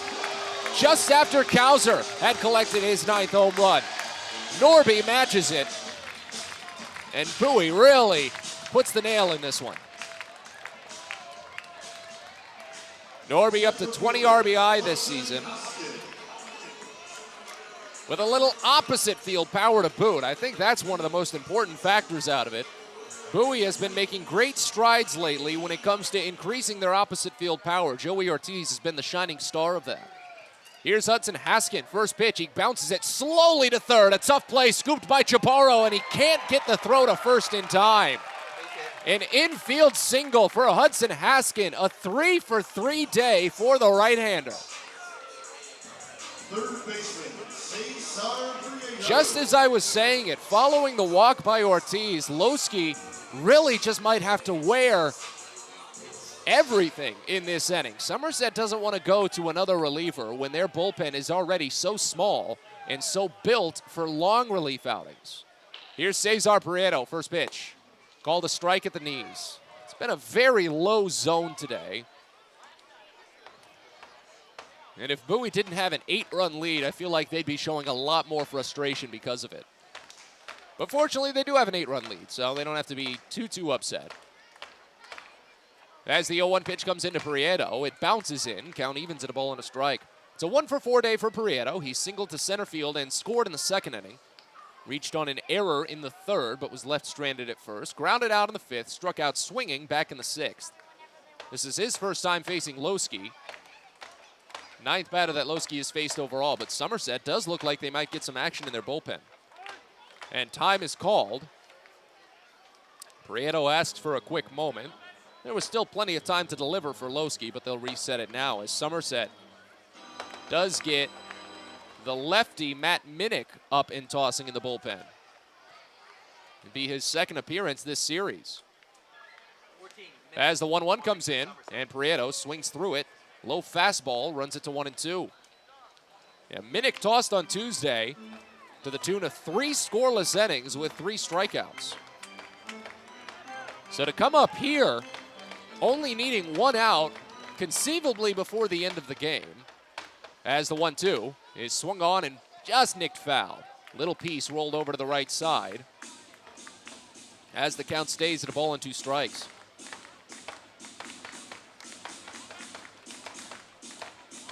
Yeah, so Somerset's just really in a bind in terms of the current situation. They have to bring out a guy who tossed 3 innings 2 nights ago. Prieto really hoping to make that happen. Could send waves for the rest of the series as the 1-2 misses high. Count runs even at 2 balls and 2 strikes. Of course, I am speaking ahead at this point. You don't necessarily assume that Minnick is going to come out. He's just getting loose in the event that it happens. But now we are going to get a battery visit as Rodolfo Duran will head out and chat with the pitcher. They're still scoreless over in Erie in Game 2 of that doubleheader. Again, if Erie can pick up the win, then Bowie would still lose ground in the standings despite leading 10-2 right now. They're hoping Akron can maybe put something on in the top of the 7th and avoid being walked off. Speaking of walk-offs, Altoona picked up a big walk-off win. Am I reading this right? A 3-run home run for the Curve in the bottom of the 9th inning by Malcolm Nunez. They take down Harrisburg 8-5. That's their second walk-off in as many days. Binghamton leads Richmond 5-4 in the top of the 9th. And Portland leads Reading 3-1 in the 8th. Next pitch to Prieto is skied high out toward left field, but shallow. Elijah Dunham is down and makes the catch. The inning is over, but Bowie gets 2 more across, and a big blast by Connor Norby. As we go to the 9th, Bowie leads 10-2. You're listening to Baysox Baseball. There's plenty going on at the ballpark on Saturday, August 27th. Bowie will be hosting a special tribute to Negro League Baseball, as well as an exhibit presented by the Josh Gibson Foundation with special artifacts from the Hall of Famer's career, as well as the Baysox huge Touch a Truck event featuring dozens of construction, excavation, emergency vehicles, and trucks for all fans to enjoy and interact with exhibits as well. It begins at 4:30 and is going to run till 6:30 ahead of the 6:35 game. It's all presented by Miss Utility and comes your way on a busy Saturday, August 27th, so get your tickets at baysox.com. Celebrate the history of our national pastime at the National Baseball Hall of Fame and Museum in Cooperstown. See priceless treasures that will bring your baseball memories to life. Connect with events that have shaped and changed the game and our country. Our stories to tell, your memories to share. Plan your family visit today at baseballhall.org. See you in Cooperstown, where the journey becomes legend. Baseball is a game of specialists. Base stealers, closers, cleanup hitters. Together, they help their team stand out from the rest. Specialists also help set Chesapeake Employers Insurance apart from other workers' compensation insurance companies. Our health services team includes orthopedic surgeons, nurse case managers, a physical therapist, and more, all to get your employee back to work, contain costs, and keep premiums down. That's teamwork. To learn more, connect with your agent or visit Chesapeake Employers at CEIWC.com.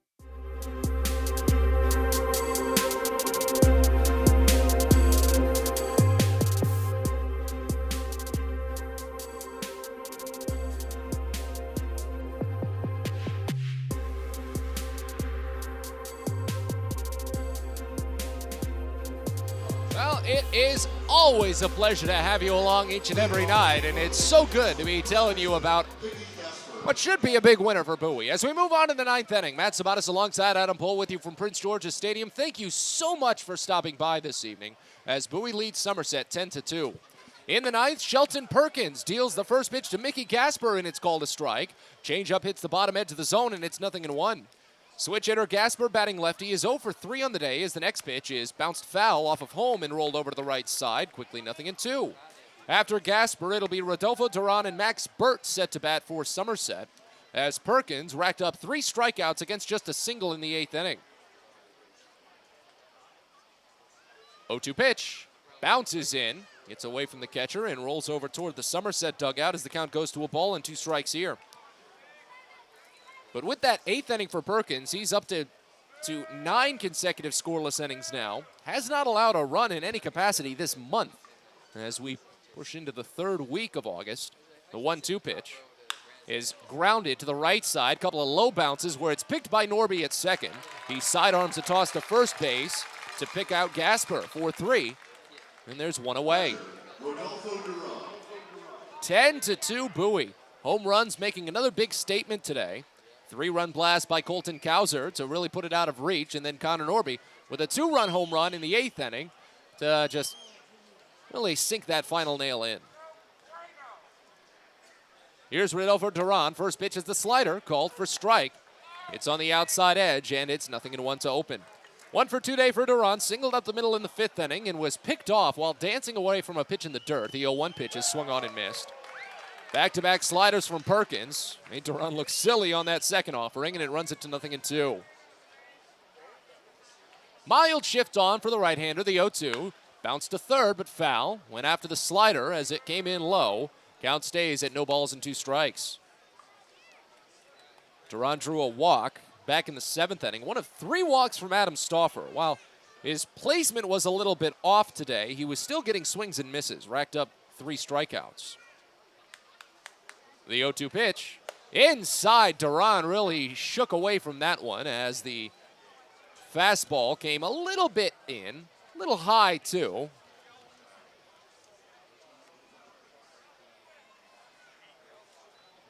Next pitch. Swing and a miss for strike 3. Another slider from Perkins. His 4th strikeout tonight. And he's 1 out away from closing out this 10-2 win. It is not a save situation for Perkins because he came in when Bowie was ahead by 6. But still a good opportunity to close out a game. As Max Burt steps in, the first pitch is swung on and missed high. Went with the fastball, and it's 0-1 to start. 0 for 3 day for Burt. Reached on an error in the 5th and stole second base. Struck out his last time. The 0-1. It's the slider. Called for strike on the outside edge. It's 0-2.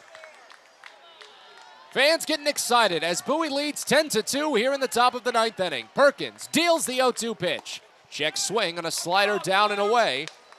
No need for an appeal. Count runs to a ball and 2 strikes. But Perkins has the rhythm. He's ready to close this one up and cast aside Bowie's losing streak. The 1-2 pitch. Pop foul behind home plate over the net. And the count stays at a ball and 2 strikes. An 8-run lead for the Baysox. Anchored by a big second inning to tie the game after trailing 2-0 early. Individual runs in the 3rd and 5th, and then a 4-run 6th to put it out of reach. The 1-2 from Perkins. Swinging a bouncer right back to him.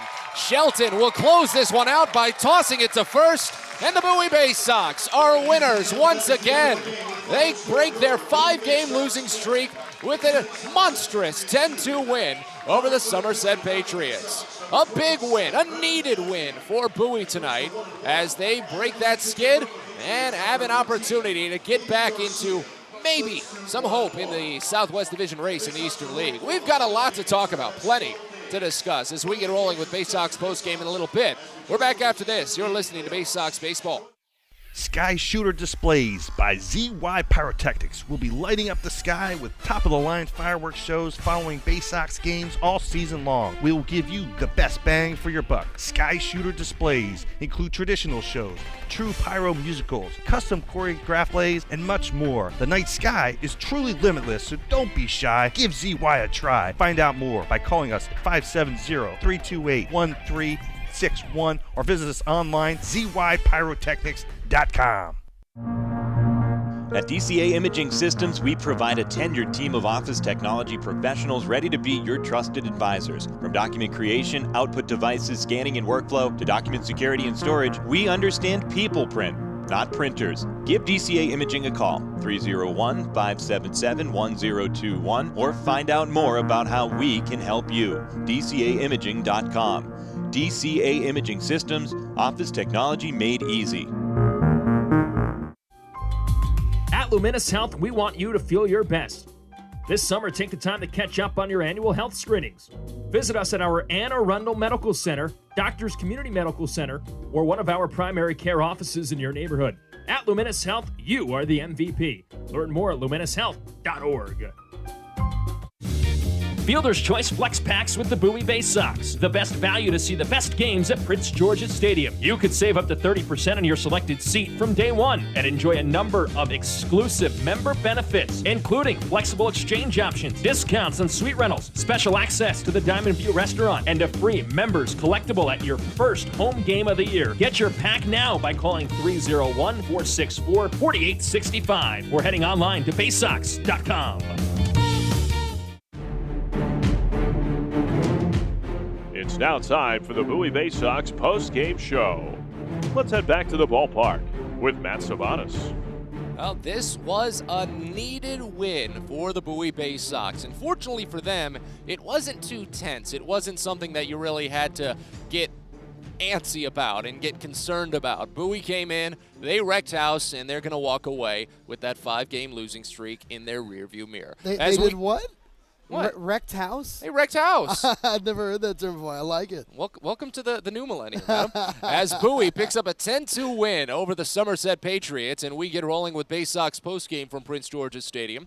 Matt Sabatis alongside Adam Pohl with you. We'll recap this game in full, get you some of the highlights you might have missed, and then look around the Eastern League, see if Bowie is going to hopefully gain some ground. It is tough with Somerset, as, of course, they've been playing so well. Erie and Akron as well are playing a doubleheader that is actually coming a bit down to the wire. So we'll update you on that in a second, but first we recap.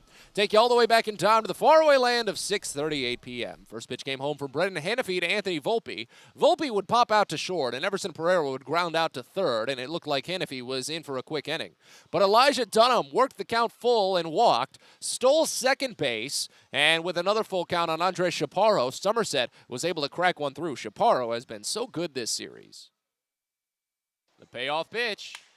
Cracked bat, slowly bounced deep in the hole to short, and it gets through for a base hit. Slow roller will score the run. They had the hard shift on for Chaparro, and that burned Bowie. An RBI single, and the stolen base didn't help either, as Somerset takes the 1-0 lead. Bowie played all the cards right, and you can't fault them for it too much, but like I said earlier in this game, everything's correct in hindsight, and it just feels unfortunate to watch it when it comes through. As Bowie went down in order in the bottom of the first against Davey Garcia in the top of the second, Jesus Bastidas instantly doubled up the Somerset lead. Bastidas hitting .257, a .789 OPS. The 0-1 pitch is hammered deep out to left field, and this one's probably gone. Rhodes runs back, looks up, and there it goes. Solo home run for Jesus Bastidas. It's 2-0 Somerset. So already a 2-0 game. Bowie in serious trouble out of the gate after they'd lost 5 consecutive, 4 of them by just 1 run. But since they were only by 1 run each, that tells you Bowie's been in it. They've always been in some of these games, and fortunately for them, as the game moved into the bottom of the second, they showed why they're still in some of these games. After a hit by pitch and a single, John Rhodes stepped up and tied it up. 2-2. Rhodes rips it up the third base line, a fair ball into the corner of the bullpen.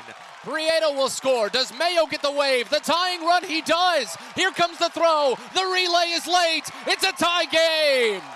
2 RBI double for John Rhodes, and it's 2-2.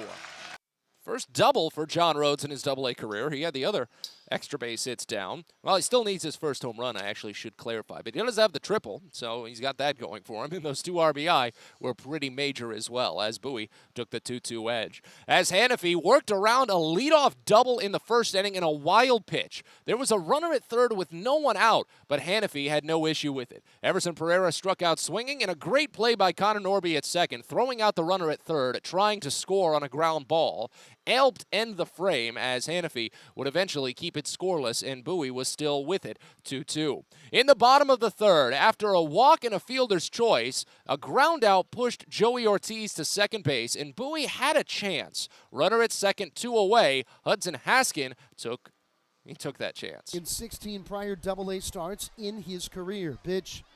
And there's a line drive. It's a base hit into left field. Around third, Ortiz for the plate, and he's going to come home to score. First pitch swinging, Hudson Haskin.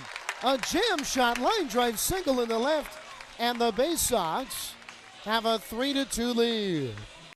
So Bowie on the board, and Bowie ahead in the blink of an eye. As the game moved into the fourth, Hannafy locked in. 3 up, 3 down, nothing left the infield. In the bottom of the fourth, Bowie went down in order against Garcia with a ground out, a strikeout, and a flyout. And in the fifth, Somerset did get a runner into scoring position after an error in a stolen base, but Hannafy was still able to finish it, thanks to his third strikeout and a flyout to end it.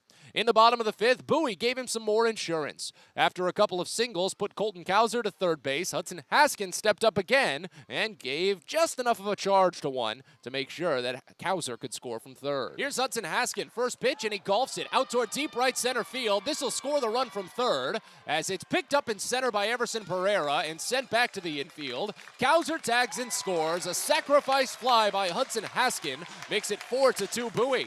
So a 2-run edge for the Baysox. Already a very good start as Adam Stauffer took over in the 6th inning for Bowie and pitched scoreless in the bottom of the 6th. As the starter Davey Garcia tried to continue on, he couldn't. Hit a batter and walked a batter and was lifted. New pitcher came on, Caleb Cowart, and he gave up a pretty quick hit to Toby Welk. In 5+ innings, he allowed 5 hits. as one swings and lines a base hit to left. Mayo's going to get to third. He's coming around for the plate. Dunham's throw from deep left, and it's not in time. Mayo scores standing, and the Baysox get a big insurance run. They're on top 5-2 on the RBI base hit from Toby Welk. Bowie was nowhere near done at that point, however, because the very next batter, Colton Cowser, stepped up, and boy, did he make contact. By 5 percentage points in Bowie. As he swings and tries one way into the night and left, Dunham's back, and this ball is gone. It's the icing on the cake. It's a 3-run homer to left center off the bat of Colton Cowser. And the Baysox have an 8-2 lead. So Bowie up by 6, really slaying their demons now as Adam Stauffer came in and pitched a scoreless top of the 7th, worked around a couple of walks to strike out 3. In the bottom of the 7th, Bowie went down in order against Barrett Lowski in relief, and the game turned over to Shelton Perkins in the top of the 8th for Bowie. Perkins struck out 3 around a single, and in the bottom of the 8th, still against Lowski, Bowie got a couple of more. Joey Ortiz drew a 2-out walk after 2 quick strikeouts, and Connor Norby, not wanting to get one-upped by Colton Cowser, he made sure to blast one. Whatever could come across, because there are 2 outs. The 3-1 is hammered deep out to right field. Lockridge is running back. He's out of room. There it goes. Connor Norby says goodbye. His 9th home run of the season is a 2-run blast in the 8th, and Bowie leads 10-2. So Cowser and Norby, each with 9 home runs, gave Bowie an 8-run edge, and that was plenty of cushion for Shelton Perkins. He didn't even need 9 runs or 8 runs. He could have used 1 run because he came out with a perfect night. The 1-2 from Perkins, swinging a bouncer right back to him. Shelton will close this one out by tossing it to first, and the Bowie Baysox are winners once again. They break their 5-game losing streak with a monstrous 10-2 win over the Somerset Patriots. So your final box score, Somerset scores 2 runs on 5 hits with 1 error. They left on 7. Bowie scores 10 runs on 10 hits with 2 errors. They also left on 7. Brennan Hanafy is the winning pitcher. He moves to 1-1 on the season and picks up his first win since August 24th, 2019. And Adam, could you believe it? I called that game. I was on the losing end of that broadcast. Brennan Hanafy tossed 5 innings of 3-run ball against the Fayetteville Woodpeckers in game 1 of a doubleheader. It was his last win until this night. Amazing. What a small world. But it's great to see it. And, of course, Hanafy has missed 2 years, 1 due to the pandemic, 1 due to injury. And this year he's just working his way back up, building up that arm strength. He is the rare pitcher, Matt, where the fastball velocity reading isn't as important as how much that 2-seam sinker runs. And today he was really running. I mean, he gave up a run in the first inning. He walked a batter. The guy stole second. And then he gave up a 60-mile-an-hour ground ball with eyes for a base hit. So even though he had a kind of a tough opening, he was pitching well. And he just was able to maintain that steady approach throughout. He broke quite a few bats. It was a ground ball festival. I mean, if you're an outfielder with Hanafy pitching like he did tonight, you can bring a lawn chair out there. You know, it's going to be ground ball after ground ball. I mean, just on the quick runs through, there was 1 fly out all game from Hanafy, and that was the last out that he recorded. Everson Pereira flew out to left field. So the rest of the box score, Hanafy moves to 1-1 in the season, while Davey Garcia takes the loss. He falls to 1-1. No save as the game was played in 2 hours and 29 minutes in front of a paid attendance at Prince George's Stadium of 1,893. Somerset, with the loss, falls to 68-42 on the season. Their 3-game winning streak is over as the Patriots fall to 31-22 on the road. Bowie, with the win, moves to 54-57 on the year. Their 5-game losing streak is thankfully over as the Baysox are 29-25 when playing at home.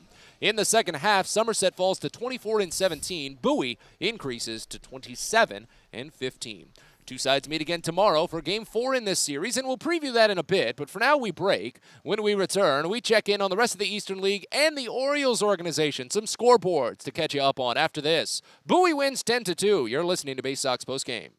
Everybody Everyone deserves a great smile, and Rad Orthodontics is here to help you, Bowie Baysox fans. Rad Orthodontics accepts most insurance, and whether it's braces or Invisalign aligners, anyone can get the smile they've always wanted with our flexible payment options. With two of the country's leading orthodontists right here in the D.C. area, we love to see Baysox fans smile with confidence. So get that amazing smile you deserve. Visit radsmile.com today and book your free consult. That's radsmile.com for Rad Orthodontics, official smile provider of the Bowie Baysox.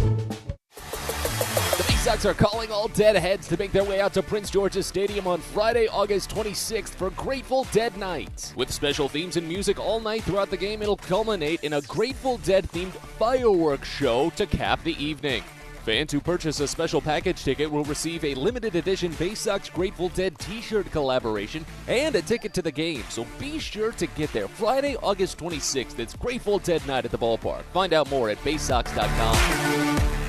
From sprains to stitches, sore throats to stomach aches, and pulled muscles to poison ivy, care is around the corner at Patient First. Walk in to see a doctor from 8 a.m. to 10 p.m. every day of the year. X-rays, lab tests, and prescription drugs are on site, and most major insurance plans are accepted. For routine illnesses and injuries, Patient First is here for you. Patient First, the name fits. Patient First, proud partner of the Bowie Baysox. Open 8 a.m. to 10 p.m. every day.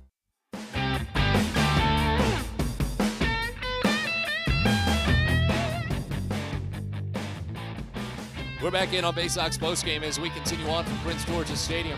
One final time here from the ballpark in Bowie following a big 10-2 win for the Baysox over Somerset alongside Adam Pohl.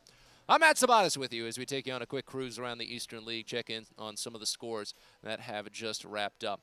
Malcolm Nunez, a 3-run walk-off home run for the Altoona Curve earlier tonight to best the Harrisburg Senators 8-5. Second straight day that Altoona has picked up a walk-off win over Harrisburg. And that was after Harrisburg had put on a 5-spot in the 11th inning to pick up a win in the opener of that series. So it's been a bit of a fun one between those two squads. As Richmond was unable to complete a comeback against Binghamton earlier today, the Rumble Ponies just able to keep Richmond at bay the entire night and put on 2 runs in the 9th inning for good measure to win 7-4. Portland and Reading are still in action, but it's about to get done. Actually, it just ended. So Reading just finished out with a strikeout as Portland picks up a 3-1 win. It was 3-1 after the 3rd inning, and it just cruised the rest of the way. Hartford currently leading 6-2 over New Hampshire in the bottom of the 6th inning out at Dunkin' Donuts Park. And a doubleheader that Bowie is intently watching just came to a close as the Erie Seawolves pick up a walk-off win in Game 2 of the Twin Bill. An RBI single by Daniel Cabrera to break a scoreless tie for the win. Erie sweeps the doubleheader after picking up the 4-1 win in Game 1. So what that means for Bowie is that even though they broke out of their 5-game losing streak, they finally got back onto the swing of things offensively, and they put together a good game. Bowie loses ground in the standings at the end of the day. As unfortunate as it is to say, Erie gains a half game over the Baysox in the Southwest Division. So at the end of the night, Bowie is 2 games out of first place, while Erie increases their record to 29-13. The Baysox are 27-15. But fortunately for Bowie, Akron does fall down to 22-20. So while Bowie is 2 games out of first place, Akron falls all the way down to 7 games out of first place. So that's a much bigger hill to climb for Akron. Bowie can at least find some solace in that because they still do have to play plenty of good teams down the stretch, with Erie coming up following this 2-week homestand, and then Akron to finish the season. So a lot of moving parts, You would rather it be a 2-team chase than a 3 or 4-team chase, right? So all in all, not a bad night for the Baysox. And around Birdland, the Orioles had a tough home loss. Just playing 1 game against the Cubs, a makeup game, 3 o'clock today. They fall 3-2. They had some real big chances late, but could not come through. Now, it's been a big day in the minor leagues. Really, the big news in the Orioles system is that Gunnar Henderson played at first base today for Triple-A Norfolk. He went 1 for 5 with a run scored. The number 1 prospect in the Orioles system has an .899 OPS in Triple-A. But once again, first time that he plays at first base. Of course, the Orioles just traded one of their first basemen away in Trey Mancini, so they need somebody to kind of fill in a game here or there when Ryan Mountcastle needs a night off in Baltimore. And there's no doubt the Gunnar Henderson to the Bigs watch may be on for Oriole fans. It has already been on here of late. In the minors beyond Norfolk, now the Tides did lose at home to the Durham Bulls 10-4. Delmarva in Low A is matched up in a close contest as the Shorebirds were tied at 6, and they still are. Bottom of the 8th inning in Salem, Virginia. What a start it's been since getting drafted for Judd Fabian, the second-round supplemental pick of the Orioles this year. Fabian 3 for 4 with 2 runs scored today, hitting better than 500 in a short period with Delmarva. He's 9 for 18 overall with 4 runs scored so far as a professional ball player. And a big night for Aberdeen's Billy Cook, the 10th round pick of the Orioles last year. Cook hitting right around the 200 marker, but he hit his 14th home run of the year, went 3 for 3 tonight. Now he hit a home run last night as well. Aberdeen up big right now, bottom of the 8th inning against Asheville, 11-1. But of course, the score we care about most on this production, as we do most nights, is that of Bowie's as they pick up a nice 10-2 win over the Somerset Patriots this evening. Two sides get back at it tomorrow as Bowie looks for an opportunity to even the series for Game 4 of the set. Left-hander Cade Povich will make his Double-A debut. He was acquired from the Twins. That was the Lopez deal, if I'm not mistaken. Correct. And Matt Sauer, the right-hander, will start for Somerset. He's 0-1 with an 18.69 ERA, but that's a very small sample size. We can discuss that later. I think it's just going to be his second start. It'll be a 7:05 first pitch with a DCA Imaging Systems pregame show of 6:45. That's going to do it for us. As we say so long, alongside Adam Pohl, I'm Matt Sabata saying thank you so much for stopping by this evening as Bowie bests Somerset 10-2. Talk to you tomorrow.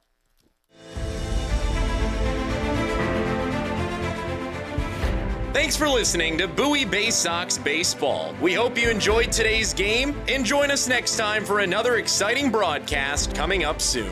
This has been a presentation of the Bowie Baysox.